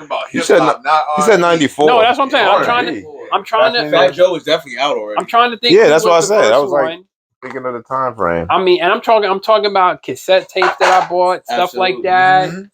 Damn, that's good. That's a tough one because I got into a few. I think I got into Snoop back in the day when he first came up. No, it came before that. Because who was the dude that say, "Do you want to ride in the Do or Die"? Yeah, that was 96. That was my first joint. That was later. Oh, okay. Domino. Domino was kind of early. Right, Domino was that nigga. I heard Domino was dope. Domino was that nigga, and you don't get that. Year, but that was kind of early. That was early, like 90. 93, 92, 94. Mm-hmm. What about 3 6 Mafia? When was that? That was later, much later. We caught on to it later. They've been out early. Like early 94. They've been out, yeah. They had things. Because my mom would let me have that. But you gotta remember, they got popping. She kept hiding it. My friend let me borrow. They got popping with the Tear the Club Up in 98, 97, but they was already doing shit. Yeah. But then you gotta remember, I'm not gonna sit here and lie. I'm just 40, so I was too young to appreciate, Rakim, KRS-One, even though they were dope. Right. So, I could agree with you on that. Hold on. I could agree with you on that. You have to be either born in that or you have to get older to understand. Or have an older sibling. I had older cousins. That's how it was with DMX. I didn't really appreciate it until I got older. Word. Yeah. I was in the thick of that. See, we were in the thick of that. How old are you? I'm 38. That's my situation was different. I'm from down south. It's because I was a woo baby. I see that. I was a woo baby, and I was just like everything had to be woo or woo sounding, and DMX was completely different. I came up on so even my friends was like, "You bugging for not fucking with DMX," but I was like, his rhyme is too simple to me. Mm-hmm. Even though I knew what he was doing with the passion. But I was too stuck on the wordplay. So that's why I had an issue with it. That's how it was with Lil Wayne at first, but then Lil Wayne fooled me. Lil Wayne was able to take simple lines that anybody would say and be like, that shit is trash. And he made it sound good. That's how he did it. He made regular sounding bars and he had some hot bars mixed it in. And he made it sound good. You know what I mean? Yeah, but basically, right around and what a convenience. Yeah, the time I really started to get into hip hop and really dial into it and pay attention to it was big. Was East Coast and West Coast 94? Because 94, I was 10. So that's when I'm 14. Beginning you in school. I was in school. I was just coming into my own. I understand. I understood the whole Big Daddy Kane and Rakim reference thing, but love them. But I was too. But you had to know where the people that you listening to, they coming under them, And so I didn't know that. Yeah, that's all you got. Jay-Z, of course, too. Jay-Z was out around that time. But basically, when you say get into it. Pretty much. Yeah, it was basically, Bad Boy and Death Row. Yeah. So that's what it was. So, but getting back into that, if it was up to me, I would have stayed home. But no, I always had that. Drumming pretty much just came natural. Okay. And so you like doing covers? I see you do 100%. Yeah, I love doing everything. I can play everything. My mindset is, if you pay me, I'll play it. Damn, so you like that? I try to be. Yeah, shit. But no, I love doing cut. But I love playing everything. So now it makes sense with the whole WWE reference because the Roman Reigns theme and all that. Yeah, I was like, oh, okay, I see it inside. I was gonna do Mr. McMahon's theme, but I didn't want to catch any flack for that. Yeah. It's too much. So, I didn't want no heat. All right, so since we're on that, then your thoughts on Hogan. First of all, I understand where Hogan got his whole persona from. Oh yeah, a few people. Well, yeah, but the main person I would say is superstar Billy Graham. Superstar Billy Graham, the legendary R.I.P. But everybody he stole from Dusty. He stole from but Dusty was the first one to say brother, right? I understand. To bring the whole brother. Superstar was. Superstar was. So, I think but there was a black wrestler. Damn, this is gonna bother me. In the 60s or the 70s? Both. What the hell is his name? But Dusty stole from him. His whole legend has it. Dusty stole everything from him. This is gonna bother me. It's gonna come back. Dusty was supposed to be raised with in a black neighborhood. Supposedly, so that's whole bullshit From what I heard, from what I saw, no. Dusty got his whole swag from Damn, this is gonna bother me. It's gonna come back. Okay. But Dusty Dusty credited him in his last documentary. A black wrestler. Okay. Yeah, so we'll get back to that. But no, Hogan, everybody knows Hogan in the Florida Armory got his whole swag from superstar Billy Graham. Mm-hmm. But what do I think of Hogue? When you call him Hogue, is different. Yeah, Hogue. You know what's funny? Hogue. This is the thing. And y'all gonna laugh at this, but I'm torn. You know what I'm saying? Because initially I was gonna pay tribute. You was gonna do the whole bells and whistles. No, you want to hear something funny? Nobody else knows, but Mom. I actually got a picture of me in my Hulk Hogan PJs. Back in the day when I was a kid. To put that up. I was about to, just to say rest in peace. But we live in a different society today. But then also hearing about what he said and did, I kind of take the same approach that Mark Henry, who's a fellow black wrestler. Yeah, he said that he's a friend and he tried to be. Yeah, he wanted he tried to be cool. He told Hulk, he was like, yo, I know a way that he went up to Hulk and was like, I know a way that you can fix this. Take a trip around the black colleges, black neighborhoods, explain your side or whatever. But Hulk's mindset, unfortunately, is like, he just felt it was just going to go away. And it's unfortunate that Hulk... But it did in some manner for him. So basically, that's where I'm at. I'm sorry? I think it did. No, it didn't go away. Oh, to him it did. Yeah, in his spectrum... Yeah.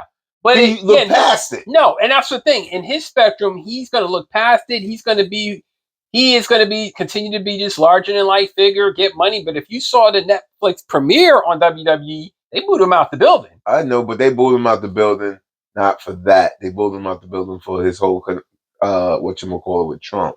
That too, though. Yeah, but I think it was a string of things. It was a string of things. Yeah, I understand that. Listen, I came up.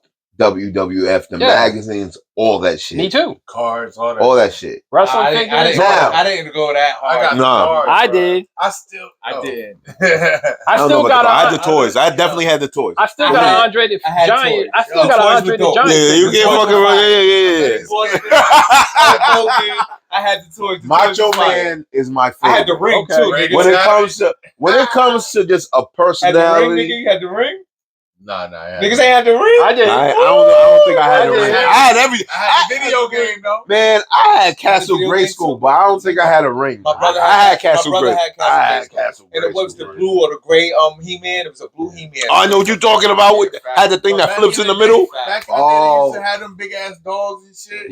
Yeah. But basically, that's when toys were made out of metal. Yeah. But basically, with Hulk though, it's just I hate that he couldn't fix it. No, he was racist, right? No. All right, let me clear this up. And he called him a nigga. Right? No. This is perfect because you have.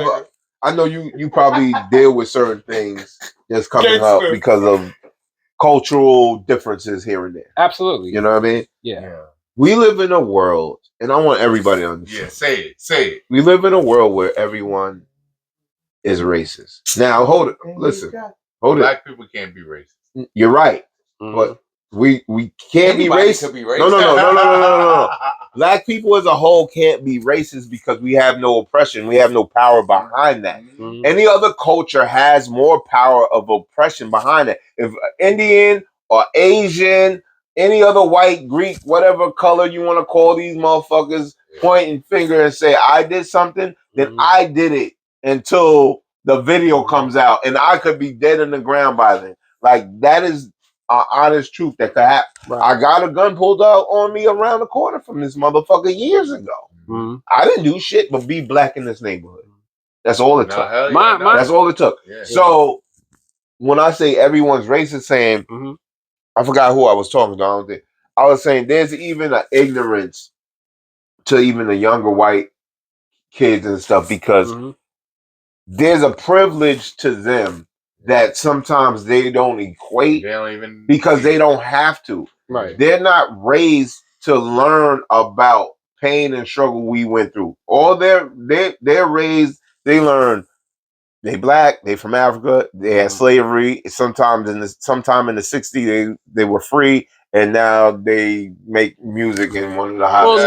Nobody but truthfully, nobody is taught that in school. They don't teach. But I can tell you some shit about the Greek mythology because I was taught that in school, and that intrigued me more so because I knew that they stole that shit from the Egyptians, because Egypt is a Greek word. It's not even Egypt. It's Kemet. But gotta go there. But that intrigued me. So I could tell you about Athena and all these other motherfuckers, and they can't tell. Ask a random white boy about any Egyptian shit outside of Cleopatra, the TV show. Yeah, they wouldn't know. They don't know. They don't know. We shouldn't even have to teach them about us. No. Some white motherfuckers know though more than we do. But if they do as a business, they gotta learn it for a reason. But I'm just saying they don't have. There's an ignorance like they don't have to feel a way about what we go through. They still approach us. When you have a friend that's white, I don't call my friends that's white. That's my white friend. He don't call me my black friend. But it's still a difference in how we may live our lives because of who we are. You know what I mean? I'm just saying. I've experienced it firsthand. Like I always tell people, because I'm black and white. You know what I'm saying? White and black. But you look like you could be a mixture of things. Absolutely. But see, here's the thing though, and I'm gonna tell you, this is kind of personal. Go ahead. When I go around, on one hand, I got the best of both worlds, but on the other, that's a good question. Go ahead. But on the other, like when I go around my light side, I might be a little too black for them. I might be a little too ghetto for them. But then when I go on my dark side, you're not hood. You're not too hood enough. I'm not hood because you're not black enough. Hood, but I might, not just family, but just neighborhood. But I might not, they might not be used to being around too many white people, so it's like they don't know how to act around me. So it's kind of like, but they see you as being white.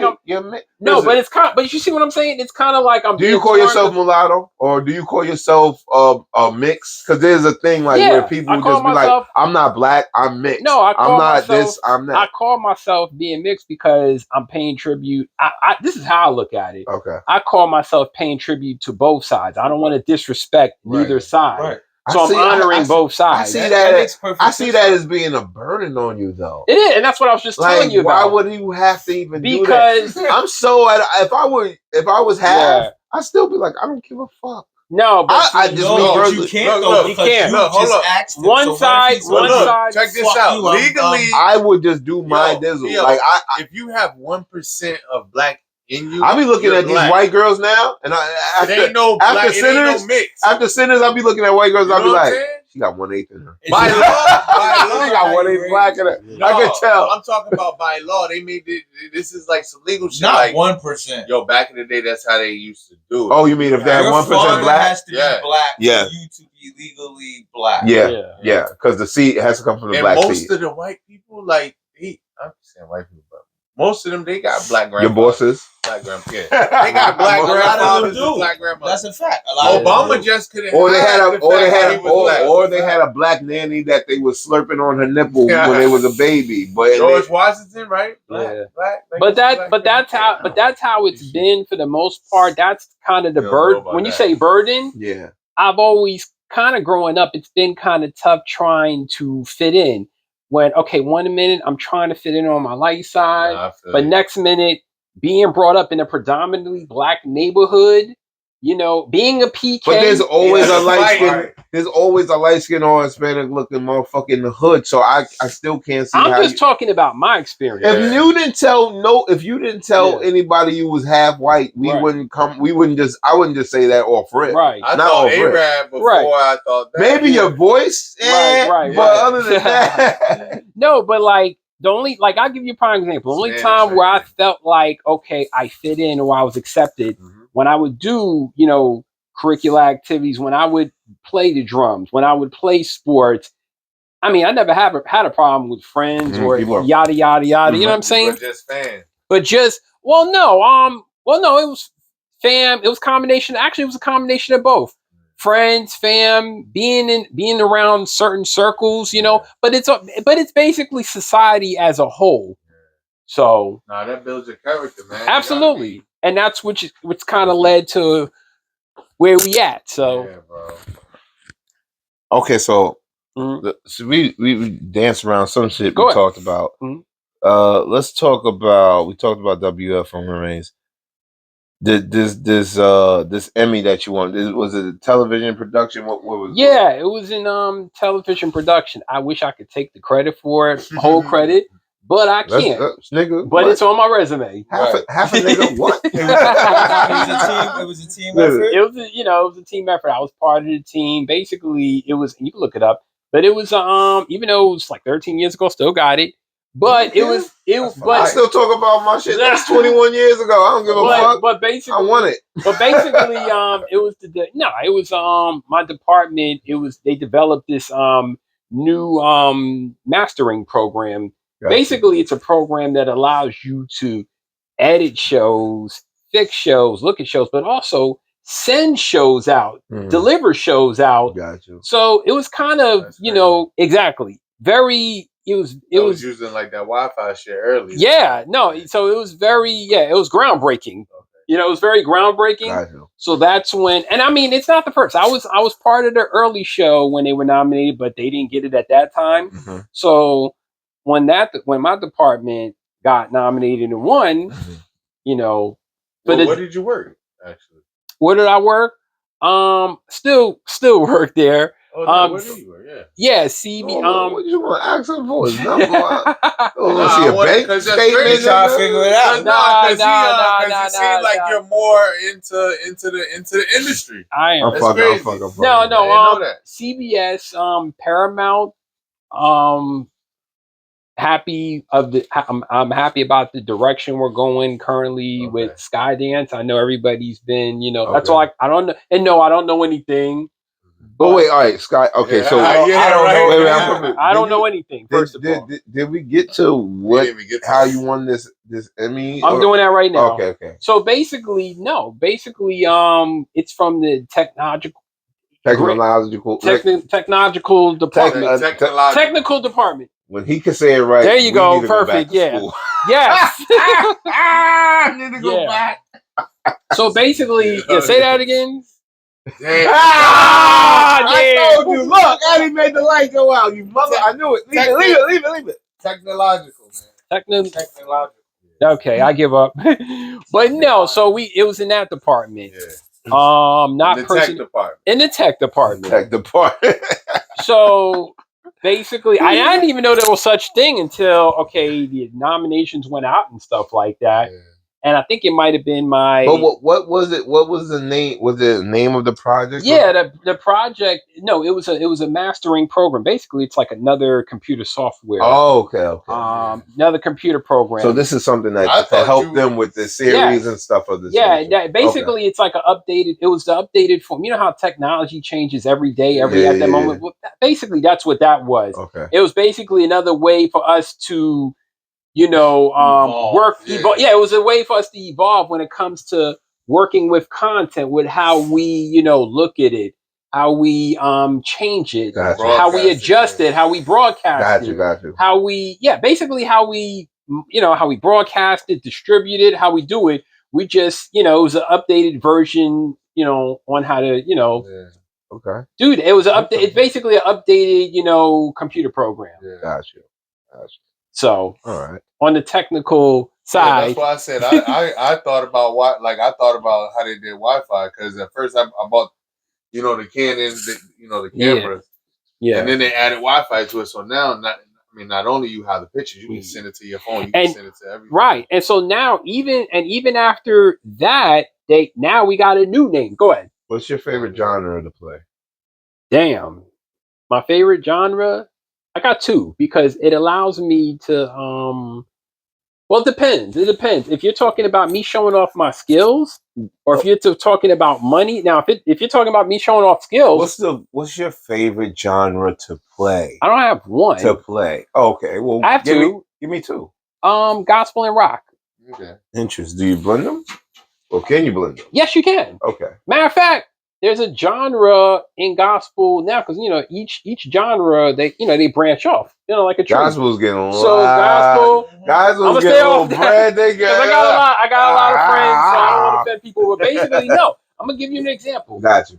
One way they blend gospel and rock, more of a punk rock kind of a sound, is called Hillsong. Hillsong? Yeah, that's like the genre of when you combine rock and gospel. That's crazy. That was my church in Montclair. Right. Matter of fact, that's kind of the music that a lot of these non-denominational. So it's kind of rock. Yeah. So they're from Australia. Right. So a lot of white crazy. churches, non-denominational churches. That's a lot of their genre of music that they play, like Hillsong, gospel. You gotta Google and listen to it. Yeah, it's very different. It's not the traditional choir song. You know what I'm saying? Okay. It's more Edge. No. It's more of a punk rock contemporary kind of sound. It's more Creed? like it feels relaxed. Creed. Yeah, I'm trying to Creed. Creed. Would Creed be kind of that? No, Creed was rock. No, I'm trying to think who. You could take me. It's kind of like a You gotta listen for you. Okay. It's kind of like a Phil Collins sound. Yeah, exactly. It's eerie. No, not eerie, but Phil Collins got an eerie type of. No, they're not eerie about Phil Collins. I'm just saying he does a lot of songs. But like Phil Collins, he's making me look bad. Peter Gabriel. Peter Gabriel, I fuck with. But Peter Gabriel was different. Or I'm trying to think of an acoustic kind of sound. Damn. Body rock. Oh, shit. Bobby. No, I can't even think of his name. Black guy. When you said acoustics, I was thinking of. I can't think of the song. Hootie and the Blowfish, that kind of sound. I know it's the last. But it's more of an acoustic vibe. Gotcha. That's the sound. It's an acoustic vibe. And you got some electronics or whatever and stuff, but more of an acoustic vibe. Punk rock. Go ahead. Have you heard that B-more sound they got with the drums? Go-go. That's go-go music. I love that, bro. Yeah. That's your speed. That's B-more? Go-go? Yeah, that's Baltimore. So what's DC? DC is not go-go? I think same thing. That's all in the same. It's all in the same proximity. Okay.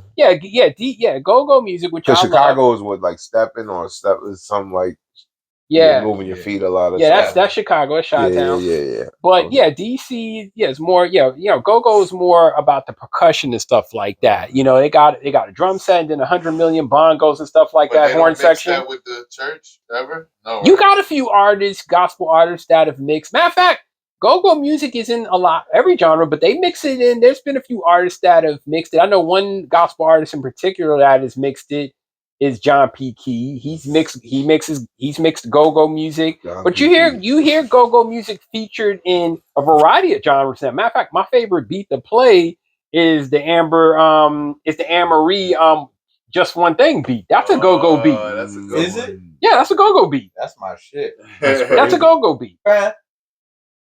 That's my shit. That shit goes hard. Absolutely. You've had some work with Sunday Best, or did I get that mixed up? Yeah, nah, you got that mixed up. I never worked on Sunday's Best. Okay. I did work on BET though. Oh, okay. Maybe that's what it is. That's a good segue. That's kind of that's kind of. But I was a PA at the time, you know, so I was just getting my feet wet. You know, I was just cutting my teeth. What's a PA? A production assistant. Okay.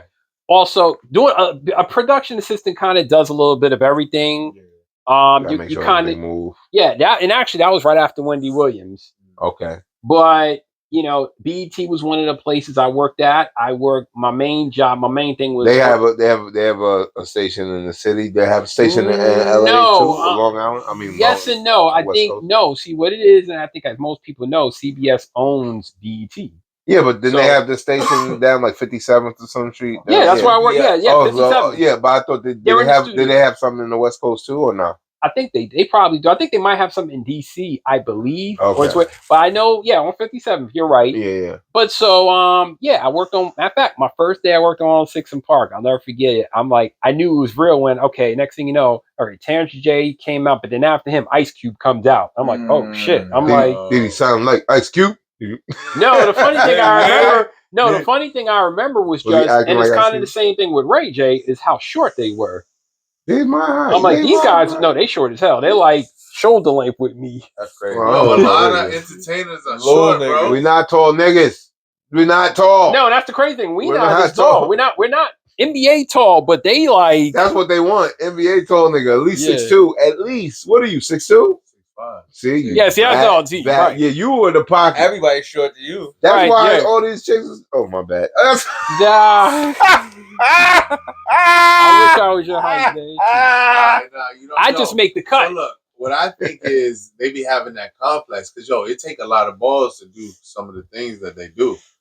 So I think that's probably what it is. You're already there. You're already able to clean out the fucking the fucking attic, man. Yeah, you're fine. Why do y'all always? The first thing women. We have to do this shit. We're short, nigga. We're close to the floor. We gotta be extra special. The first thing women. Or they gonna look right to the nigga that look like you. The first thing women look for.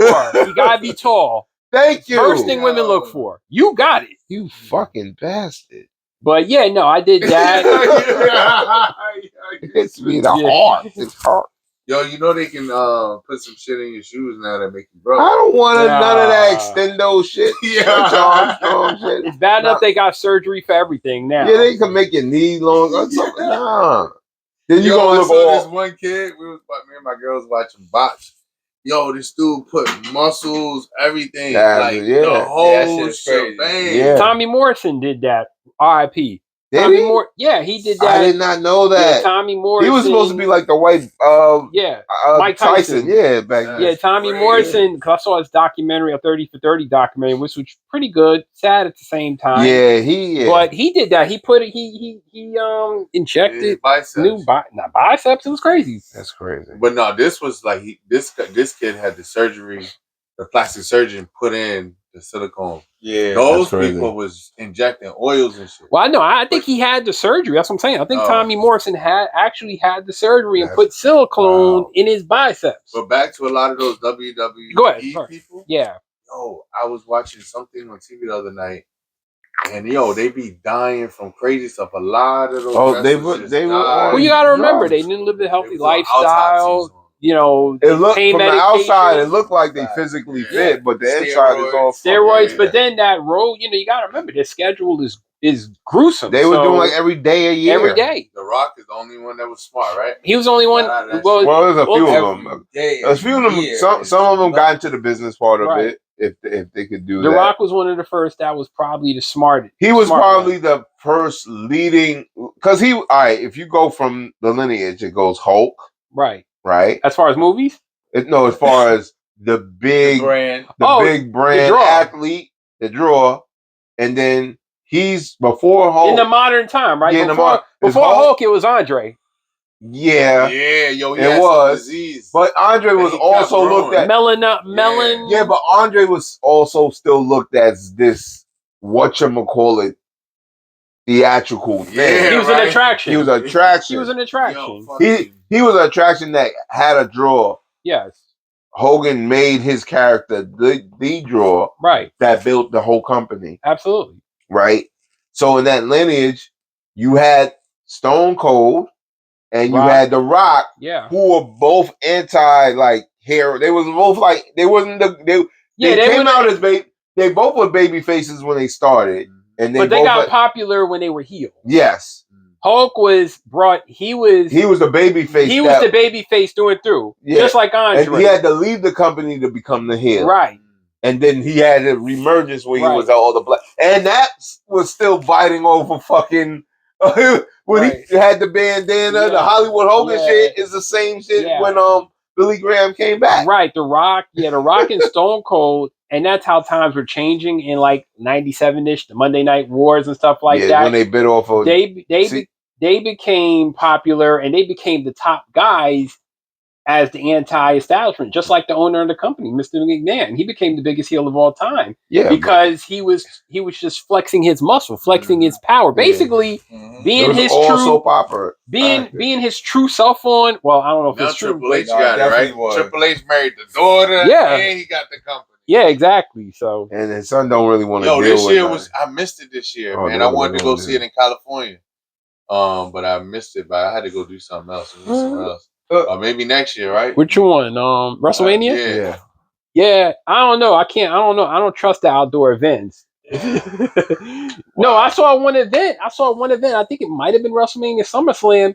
It started raining, and they actually had to they had to postpone it for a minute, sweep the rain out the ring. Yeah. Like I actually, they got the open dome shit. Yeah, it was the open dome, so that's why I don't trust that. So the open dome. So what's the Sean Kingston thing that you? So again now, so it's funny. So we were just talking about BT. So I first encountered Sean Kingston actually when he first came out.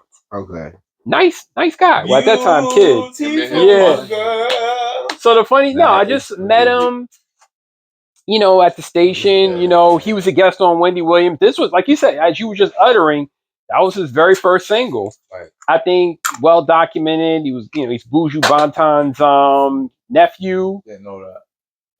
Buju Banton's nephew. Buju. I think I knew he was connected, that's his uncle. I didn't know that. Yeah, so that makes a lot more sense. Yeah, it's his uncle. Bob Cartel and all them. I don't know all about that, but Buju Banton's it's a legendary reggae artist. Okay. So Sean Kingston, that's Southern boy. That's when we. So he came. He was cool, respectable guest and everything. And then the funny thing was like, so then we I started working at CBS BET at that time. Mm-hmm. He was supposed to be a guest for 106 in Park. Sorry, Sean, and he was late. Am I going to tag him in here? No, I know. I don't want to. I'm not doing that. But he missed. He missed the segment. That's how late he was. Okay. And everybody, I guess, was looking for him or whatever, or I guess they didn't film that segment. But basically, I see him outside. He pointed me out. I was like, "What up?" So that was the story. We knew each other. He pointed me out because he knew me from working at BLS. Okay. And he saw me there at the studio, and I'm like, "Yo, man, what happened? You late?" Right. So you always run across certain celebrities and they might remember you from here and there pretty much. Depending on the depends on the celebrity for the most part. Who's your most recent celebrity you work with? Most recent celebrity? Damn, the man in the mirror, nigga. What the fuck are you? Nah. Most recent that I worked with. Man, it's been a while because COVID done changed everything. Okay. So mostly I'm working at home and stuff like that. But most recent celebrity that I've worked with, let's see. I gotta date back to the pictures and stuff. But no, if you want to, no, I gotta say celebrity. No, my recent, and this is on the music side of things. Even James Hall. Hmm? James Hall. He's a gospel artist. Oh, okay. I actually got a chance to play for him. Oh. Okay. If you want to say most recent celebrity that I got a chance to work for, and he's very big. They be around. I know it's funny, and they're actually family. They're around the way, but no, it's funny. My mom would always tell me encounters that she had with the Isley brothers back in the day. So because they were in between the Teaneck, Englewood, and Bergenfield area. Yeah. But no, I never got a chance or went to school. Yeah, the Isley Brothers' children, I think for the most part, were in Teaneck and stuff. We went to school with them. Right, y'all did. I didn't go. I saw when they named his block Isley Way. It's close. They live close to Teaneck? Yeah, they're in Teaneck. That's for real? Mm-hmm. That's crazy. I never know that. And I know the one brother went to my school. Record label was called Teaneck Records. Teaneck Records. Called Teaneck with the T. And then, yeah. That's crazy. So they was like with the Sugar Hill and them. No, they was before. They were before. Sugar Hill, story about that. The block I grew up on. They're really from Ohio. Yeah. They're really from Ohio. Yeah, but Teaneck came over here. They came to New York. And they came like anybody else. Everybody does that. When they got to do shit in New York, they end up getting the spot right out here. Right out here. That, like we were saying earlier. Sugar Hill, funny you mentioned that. The block I grew up on was on the same block as Sugar Hill Records, Sylvia's record label, right on that block, bro. Okay. Right across from Depot Park.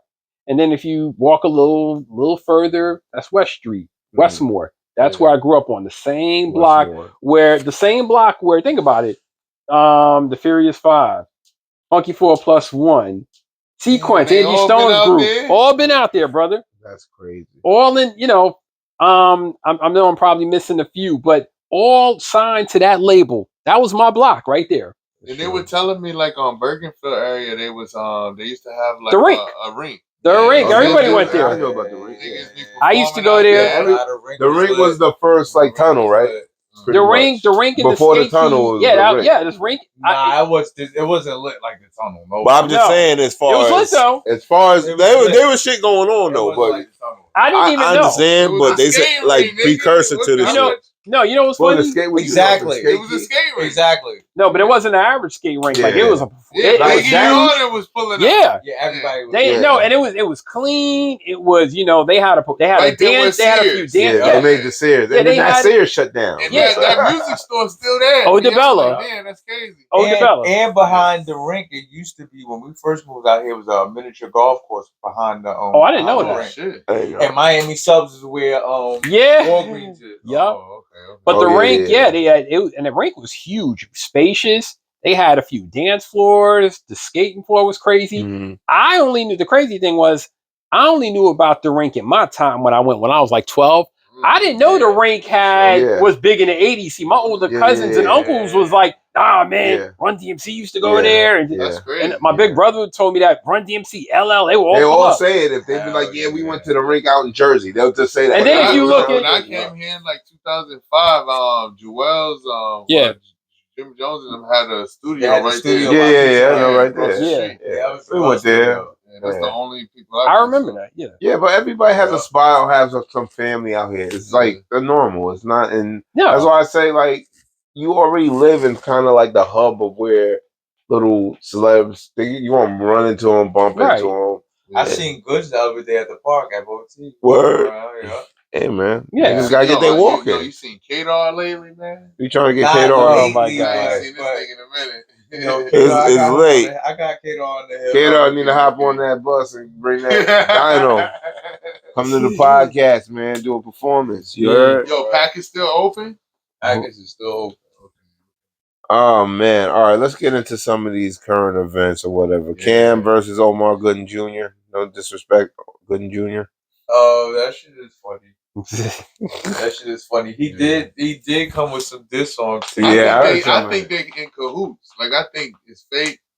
Cam don't have to do all that. That's why I don't think he's gonna go through all that to do that. I think it is what it is, and don't be surprised about Omar. Omar got a little music in him. His pops was part of that Omar low key, the main ingredient. Omar the first Orlando Brown. He's the first Orlando Brown. If you think about it, he was like the kid that they used back Wild and Crazy Kids.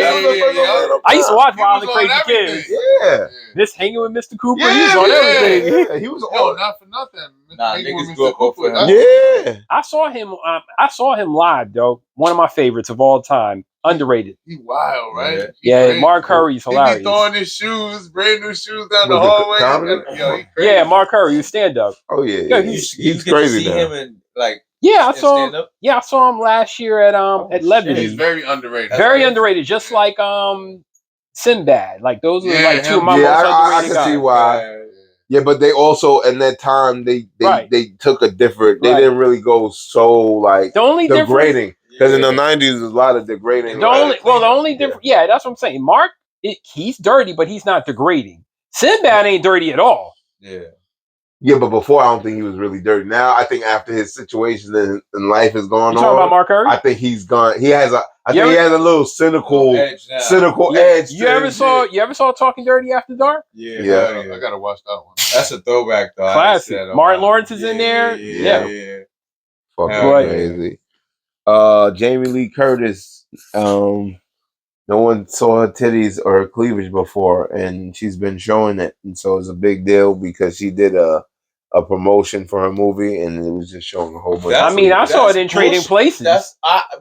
Trading Places and True Lies. True Lies was my shit. Yo, Jamie Lee Curtis is bad. That's my favorite. I always look forward to when that scene pop up on Trading Places. For sure. Yeah, because she was a hooker, right? Yeah. And then she was like, she had the short hair. Yeah, she had the wig on. She pulled the wig out, and the next thing you know, she's like, you know what? Oh yeah, I forgot to tell you one thing.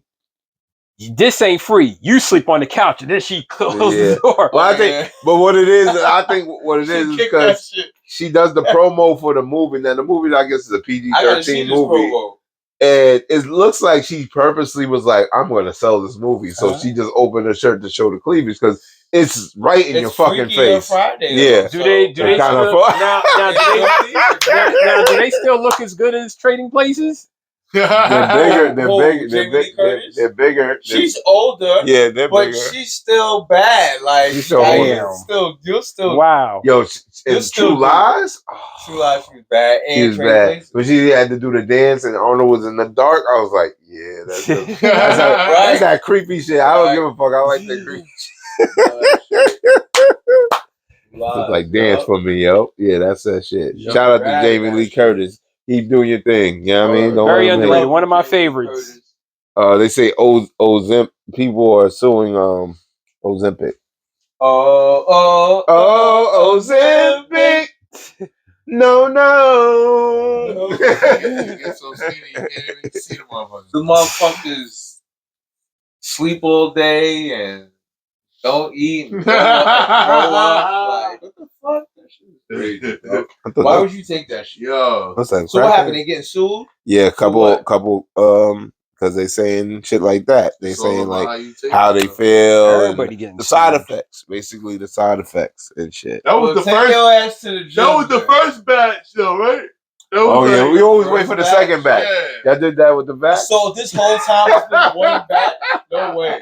No, I'm just saying that was the first because they came up with so many more now. Olympic's not the only one. They got the offer. They got the no frill versions. They got the whole different types of shit now. That's crazy. Yo, honestly, people is pushing that shit because they like this will help you get off. Like, say if you diabetic, that's like okay, this will help you not be diabetic no more. But like you said, like they got side effects. Yeah, I mean, listen, people gotta do the research. Pushing them shits, bro. I be on hits to the radio. Like, you really have time to tell people they need to take shots and not go to the gym? That's right. Like, eat better, drink more water. Listen, I keep telling you, motherfucker. Yes, sir. Convenience will be the death of mankind. Yes. We don't technology, microwave people. Bro. Everybody wants the convenience. The convenience. Yeah, I'd rather not. The convenience is because we want everything to do everything for us, and that's gonna get us caught up. Niggas don't know how to do shit anymore. AI is crazy. You start using AI at your job now? You gonna use it if it works, but I'm saying don't get to the point where you have to depend on it. That's what I'm saying. You just said it. I think we are like the last generation, and I'm not knocking the kids today. I think these kids are great, and it's not their fault. But we're the last generation. We seen shit, but we know how to do everything. You know what I'm saying? We're the last generation that could, if the lights went out, we could survive. We could. That's basically what I'm saying. We know how to survive without technology, with our phones. Now let's be clear. We might not be that survival ready because there's motherfuckers. Like I wish I had more family in the South that I was connected with to learn how to farm and shit like this boy, he's good. Oh yeah, I was just thinking. The lights go out. This nigga going. He's gonna go camping. Right. He's gonna go camping and shit. Right. He's gonna be in the woods with a tent, Right. With a Have hacksaw. some food. Yeah, he does that shit in the backyard. Like the garden. Yeah, I went. I know. I got it. I got a taste of that. I used to go down every year to North Carolina. Yeah. So and I mean not Charlotte. I'm talking about the country parts. Country. I wonder would people be interested in learning that? Could that be a university? They would, but the gun would have to be to their head. Yeah, right. Yeah, like they should though. Want to do it, just like they should have swimming in every school. It's a life skill. Yeah. They don't. See, they used to have shit like that back in the day. Right. Even like etiquette. They had etiquette, cooking, life skills. Yeah. And still they teach the same. Instead, how a lady be a lady back in the day. It used to be etiquette. They used to have culinary type shit in the school. Yeah. No, they don't have that no more. Didn't they get rid of wood shop? Did they get rid of wood shop too? They had that when I was in school. They had that. Go on, say, do they? You gotta go to a technical a trade school or something. Vocational. Hey, y'all got one. Bergen County got one. Bergen Tech. Like Hackensack. Teterboro. Teterboro. Okay. Yeah, I think we had Mr. Dedane. He was, I believe, we had a shop teacher back then. I'm just saying now, do they have it now? Oh, we don't know. Yeah, they're trying to, and see, it's not, again, it's not the kids' fault. Yeah, they're on the phones and technology, but they're taking away a lot of the stuff from the kids now. There's no money in it. No, people probably not going to the classes as much. So right. Probably like. Well, but it's deeper than that. Like particularly in my town, they're taking away that and they're investing the money in properties and stuff in luxury buildings. It's so rather than investing in the kids, they're investing. Residential is what they're building. They're putting it towards real estate, and that's why the prices are getting jacked up. Yo, you want me to tell you this? It's gonna be crazy. Absolutely. Right? I watch these people that these dudes called is it EYL? Earn Your Leisure? Uh-huh. But you talking about another people's podcast or my podcast? You giving them a shout out? Is that what I don't know if it's a podcast, but they was on Breakfast Club. Okay, yeah, they're fucking. So I mean, basically they went to a tech company or whatever, and they're like, yo, in the whole tech company out in Silicon Valley, right? It's like only Asian and Indian. Okay. Like, we as blacks need to get in that, in that space. You want niggas to go there and do some shit? Tell them there's some free weed and chicken there. They'll go. Fucking go. I know. They'll go. That's what I'm saying. You just gotta get them there, and they'll be like, "Oh shit, it's some shit." I'm telling you, nigga. I got watermelon still upstairs, nigga. The fuck, we'll get them there. But yeah, it's a space for us. We just gotta get into it. Absolutely. Oh my god, I think we went through it. And chicken. Is there anything you wanna? That we didn't go through or say that I might have missed? No, I think you guys covered the basics. I think we covered my upbringing in Englewood and stuff like that. I think we didn't go deep into music. I mean, we went to the Emmys, but we didn't go that deep into the music kind of thing. Where I pretty much started outside of church. Like I said, my late he just passed this week. Our conductor, Mr. Joseph Daly. Oh, R.I.P. R.I.P. My guy. He was the guy that kind of gave me my break outside of church. Back in the day, marching band in Englewood was like you became a professional right away. Well, back in the day, being in a pet rally was a big thing. Like absolutely, but every place is just built differently. Yeah, I guess so. I'm just going by what I experienced. But guys in our band, you gotta remember, this is the same band Regina Bell was in. So you got it, and her brother who wrote, Remember the Time, R.I.P. to B Bell, who wrote Remember the Time and God Let's Chill and a bunch of other stuff. But we come from that same fraternity, sorority, you know what I'm saying? So that was kind of like my first, professional gig. Then obviously did sports and everything like that. Tried it out. I was pretty decent. You know what I'm saying? You said football and basketball. Football and basketball. Absolutely. I got Did you get the D1 was a scholarship? Partial. Okay. Yeah, partial. At 1AA. Initially was supposed to go to Syracuse, but then I didn't do it on the SAT, so I had to go the JUCO route. Okay. Then I found out, I wasn't as, either I wasn't as good as I thought, or it just didn't work out. No, I always thought I was good, but some people just don't get the opportunity, or it's just not meant to happen. Gotcha. And I'm at peace with that. So then after I came to reality that and my NFL dreams were dashed, all right, now it's time to get back to what I love to do, and that's music. Okay. And so after I graduated, then I spent time just grinding doing that. What'd you graduate with? Oh, I got an associate's, because again, I had, in order to play ball, you had to graduate. So got an associate's in liberal arts. Okay. And then I got a bachelor's degree in mass communications, which my concentration being TV production. Okay. So that's your foot in the door with it. Absolutely. Yeah. And then music, I kind of it goes, hand in hand, music and TV production. But make no mistake about it, the music, even though music is my love and my passion, being a touring musician, there's not a lot of stability doing that. Yeah. And I've been around some of the greats who travel, who play for artists for a living. Gotcha. Right. But then I also see the dark side of things where the change. You literally, because I'm like an aspiring, he's aspiring everything. Yeah, but I like comedy. I do too. And I'm trying to find my way to where I can start, because I'm trying to take care of He's my thinking family. too much. Well, where have you? Okay, so where have you been? I know that you have to start online now. Yeah, but that's before, right. But before, I was thinking let me pull up to a You place. have to start online now. Yes, you should. Don't have because you have they to have make a presence. Bring so much money. When you go to an establishment, so you say you have to make a presence. Well, the first. podcast is where it's at now. Obviously. That's what I'm saying. I was watching. Did you see the special? Yeah. Did you That's see? What I want to do. No, well, I'm gonna tell you two things. I don't know if you know this, because it's still a hot thing now. Yes, the podcast online thing, but if you really want to make it in comedy, and this is something I've seen two places. Obviously, New York, you still got the Cafe Y. Yeah. Which is, they got Comedy Night, the Village Underground. Look, I go there on the weekends. They just make you bring. I have to bring at least 5 people. Yeah. Those 5, and they cost so much. Yeah, to have drinks. To go and sit in a comedy club, a raggedy ass comedy club. Yeah. It's almost $100 and some. And then also, I'm going not to cut you off. Yeah, not to cut you off. I'm going to go see one of my friends that became a comedian. Vince Royale. He's coming back to Jersey City. He's from Jersey City. Yeah.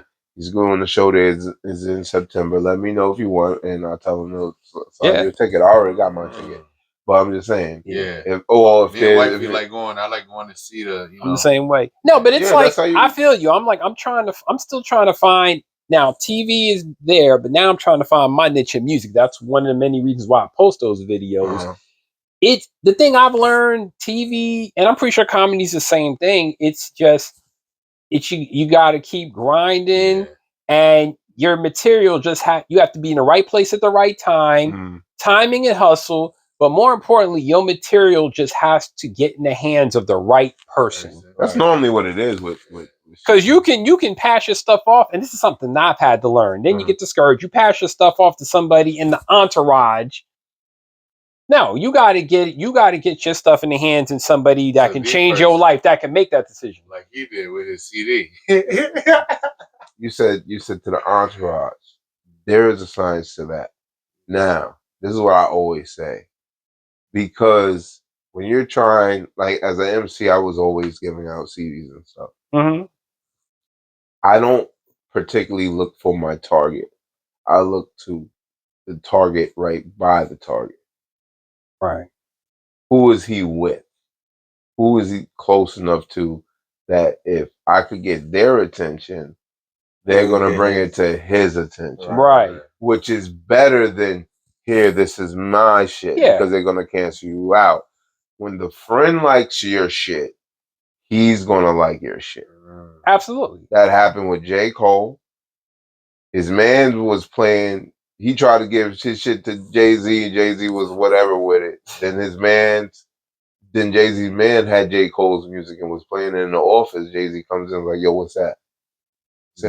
Yeah. See, that's how it be. The inner circle. That's how it be. But see, there's a difference between the inner circle and just the entourage. That's true too, but it depends. I mean, If you're talking like the right hand, if it's the wild out entourages, whatever. But if it's somebody that shit, even the fucking security guard, if you could get the security guard or somebody like that, something like that, yo, anything close to the target, absolutely, is going to make a little bit of noise. 100%. All sacrifice though. Yeah, yo, when you study the people who came up, yo, them people damn near sometimes had to sleep in their cars for months, bro. Everybody had to. You have to sacrifice. In order to have what you want in life, you have to sacrifice anything. You ever saw the documentary of the, and it's still going today, but it's not, they got more, it's more beneficial to you. You ever saw the documentary of the Comedy Club?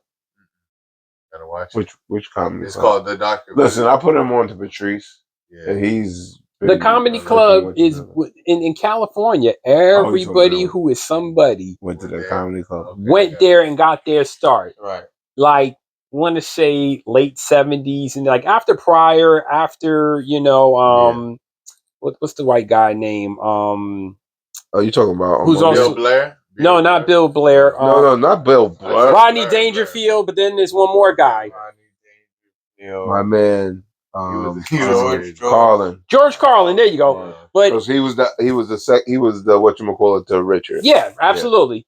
Yeah. They both did the same thing. They both started out on some nice guy. I'm gonna try to be like clean, and then they switched up like fuck this shit. Absolutely. Yeah. And so basically, after those guys, but see, they would also go back and visit the Comedy Club to work on their material. Yeah.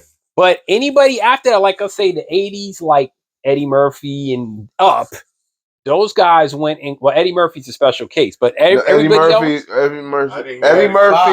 is not a stand-up to me because he only did 2 recorded.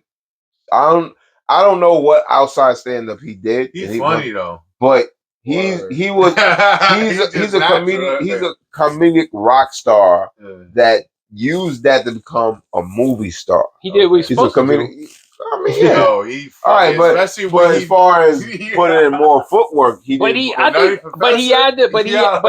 put in the footwork somewhere in the city. He did. He was on SNL and all that. He got SNL right, and I'm pretty sure he put in some stand up work in the Village and all that. Absolutely, he was making. But I don't think. But after Delirious and all that, that's all you need. That was it, bro. That's all you need. Delirious and Raw. It was up from there. Delirious and Raw. Eddie, listen.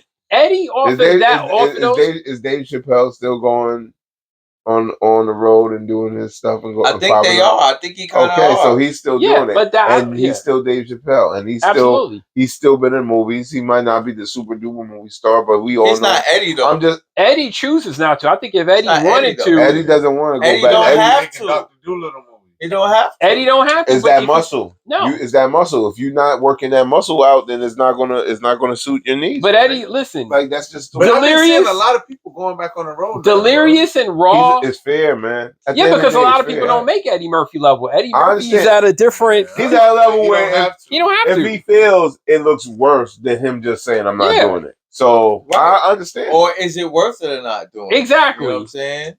He got to really feel it. He got to really want you. Oh, Eddie, we want to see you stand up. The two best examples I can give right now. These are 2 guys that don't have to do it, but they choose to. Jamie Foxx and Martin Lawrence. I ain't seen it. That's a fact. They still do. They still okay because he's their movie. It's funnier than Martin Lawrence these days. And Jamie Foxx might just be going back to scraping little coins up too. But no, Jamie Foxx be on all the movies. No, Jamie Foxx got straight to video movies right now. He has straight to video movies right now. Jamie Foxx do whatever. Where's the script? All right, I'm doing that shit right now. Oh yeah, he's doing that. Jamie Foxx, but those guys, but it's safe to say Samuel Jackson. Samuel Jackson put a script in front of that nigga. Yeah, all right. Motherfucker! So he knows how to turn the female version of that, Loretta Devine, put a script in front of her. She'll do it. I think now. I think before it wasn't really like that. You're talking about the one that's in the Marvel movies and she's doing the Woman King. No, she was. She was Gloria in Waiting to Exhale. Oh yeah, which one's Gloria? Oh, you talking about the bigger lady? Yeah, the dark skin one. With the high pitched voice. I know who you're talking about. The one that was like, "Oh, I hope he's looking back." Yeah. Her, right? Yeah, with a funny voice. You put a script in front of her, and she was the original Dreamgirls too. But you put a stripper in front of her. I gotta see her. She been in mad movies. She has, but I just gotta. Her list is crazy. Okay. 4 Colored Girls. We just saw was the other day. She was even in Class Act. She was Blade Brown's mom. Facts. Oh well. That's when you could be the mom, you always gonna get a be so and so mom. That's a super fact. That's how I first encountered her. That's crazy. Yeah. So, but no, get back to that. No, everybody who was somebody like watch that documentary. It's on Paramount. My job. The Comedy Store. Everybody went. Sam Kinison. The Comedy Store. Yeah, the Comedy Store. Everybody went there. And he comes from. Was he a preacher? He's a preacher. He's a PK. Yeah. But and he went into doing that too. Yeah. Right. Because being in PK wasn't panning out. Plus the marriage failed. You saying PK? I'm thinking of Davidson get in. I'm thinking of like. I don't know. I know, right? I'm waiting to see that documentary. How the fuck did Pete Davidson? Where the fuck did he come from? Pete Davidson's famous. He's a kid from the city. His father died in 9/11, and he's just. Well, that's the same situation. That's a similar. It sounds like a similar situation to Takeshi. What the hell's his name? Takeshi. Not Takeshi. Takashi. Sorry, I'm bugging. Takashi. Oh, his family member died in. No. But how he got famous? Everybody was wondering like how he blew up. Takashi. Yeah. He was doing a different type of hip hop, and then he switched it. And he got connected with the gang, and that's how he ran on that. Because he was doing some anime alternate hip hop shit online, and they would do some crazy stuff. I saw that. He was just looking for attention. He still do all that colors and shit he wear. Yep. But he know what he doing. What you got plans for the future? Yo, his girl just got whacked. Right? Yeah, well, I saw it. It's funny. Tomorrow, I gotta look into it again too. That's crazy. Starting tomorrow, I will be like I told the homie right here, Bumpy. I will be releasing a music video tomorrow. Oh, okay. I did not know. That's right. So let's release. I know, right? I wish well, if I know, shoot. But it is what it is. But no, right now. Tomorrow. Well, no, I gotta. What time is it? No, but I gotta do it, and then I'm gonna release it either tomorrow or Friday. But it's me playing a cover. I'm gonna be covering a rock song. Okay.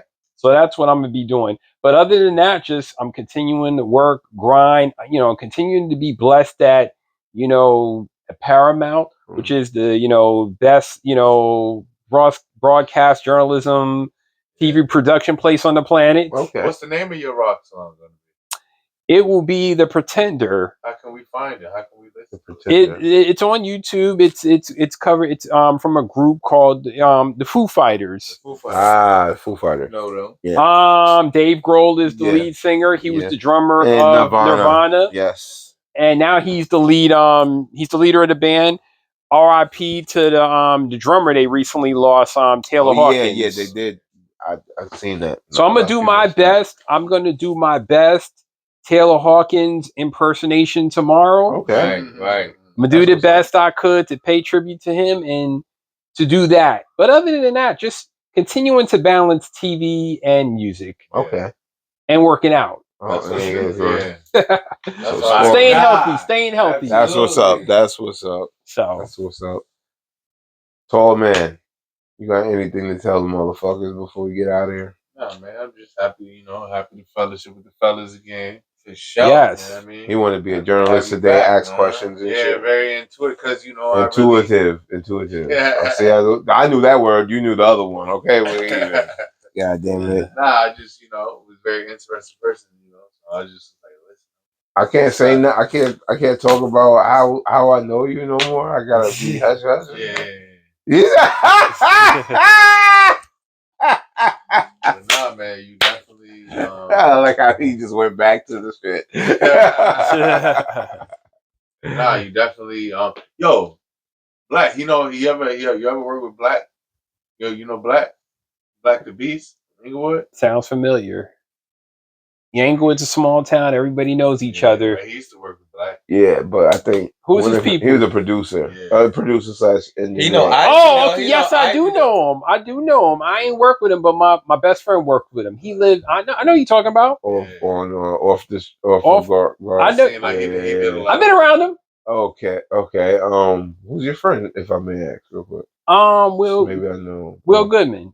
Name sounds familiar, but I'm not sure. Yeah, this guy used to make a lot of music. Black was bigger, but he's darker. Yeah, I know him very well. He's got the picture of Jackie Wilson and Stevie Wonder. Dope pick. Yeah. I've been there, cool guy. Okay. Absolutely, that's how I know him. But yeah.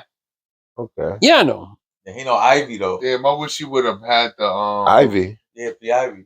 I wish you would have brought the snare, man. I know. I thought about it, bringing a pad or whatever. Yeah, I wish I could have had it set up. It's all right. You know, do a demonstration, huh? You know P.I.V.?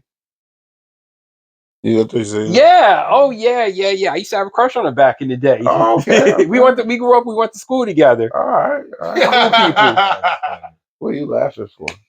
Just because the way I said it and the way he was like, oh, okay, yeah. No, it took a second to kind of register. Me too. Chanel, different names and everything. I used to have a big crush on her back in the day, man. Like, I want to say Janice Dismiss or whatever. Oh, yeah. I thought she had the prettiest face. Aww. But shout out to P.I.V. I was back in the day. Making a love connection out there. God. One of my crushes back in the day, you know, back I'm talking I was 10, we were 10 and all that crap. Yeah. Oh yeah, that's that lovey-dovey shit right there. The puppy love days. Oh man, yeah. I was doing some other shit. Yeah. Bumpy 103. Yo. We back again. We tell the people what to do. You know, my co-host with the most, always rolling up, always smoking that dope. At 103 RDST Music, man. That's where you know how to find them. That's sure. You know what I mean? Closing out the summer. You know what I mean? Getting to that fall mode. Yeah, this is my weather right here. Man. You know, get ready for fourth quarter. Can we get 6 more weeks of summer? Of winter? Like fall. Can we get 6 more weeks of fall? You know what it is. I want to thank my guests for coming through, Bobby. Thank you, man. Appreciate it. Medellin connection. Appreciate it. That's another conversation. Yeah. We don't need no more. I think that we got that somewhere. Appreciate it, brother. Keep doing your thing, man. Appreciate it. You know what I mean? I appreciate it. Thank you for watching and being a part of this thing. Like I always say, I want to thank all the people that watch and support and all the people that don't, because you're the reason why I keep doing this shit every day. And like I say, it's the unstoppable almighty AWP Attention Horse podcast with my co-host, with my special guests. Like we said, anywhere that you want them to follow you on, check you out on, let them know. Yeah, no, just simply check me out at BCAT's lower oh, sorry. See, there's a lot of times. Yeah, you probably was looking this way the whole time. Nah, he was okay, check me out. Follow me at BCAT/hits at Instagram. Got you. So you go follow him. You know what I mean? What do you do? Like, if someone needs like a drummer for something, or you? Yeah, just DM me. Yeah. You can DM me at BCAT. BCAT / BCAT. Oh yeah, I gotta look through the thing. The one with the ring. Okay. The one with the ring. Okay, the one with think of a halo, think of an angel. That one. Okay. No, but you can also directly contact me at my first and last name, Bobby Faison at yahoo.com, for connection, for check me out. You can also DM me on Facebook at, Bobby Faison too, if you want to collab for a collabo. Okay. All right. But other than that, continue to follow me at BCAT. Just follow this motherfucker. One of them shits. Follow him, goddammit. All right. That's right. Yes. You know what it is? Hit me. Another episode of the best podcast, nigga. Nobody knows, but they're going to know very soon. You know what it is. Attention Horse Podcast thing, my co-host thing, my guest. Like I say, we out this motherfucker. Peace.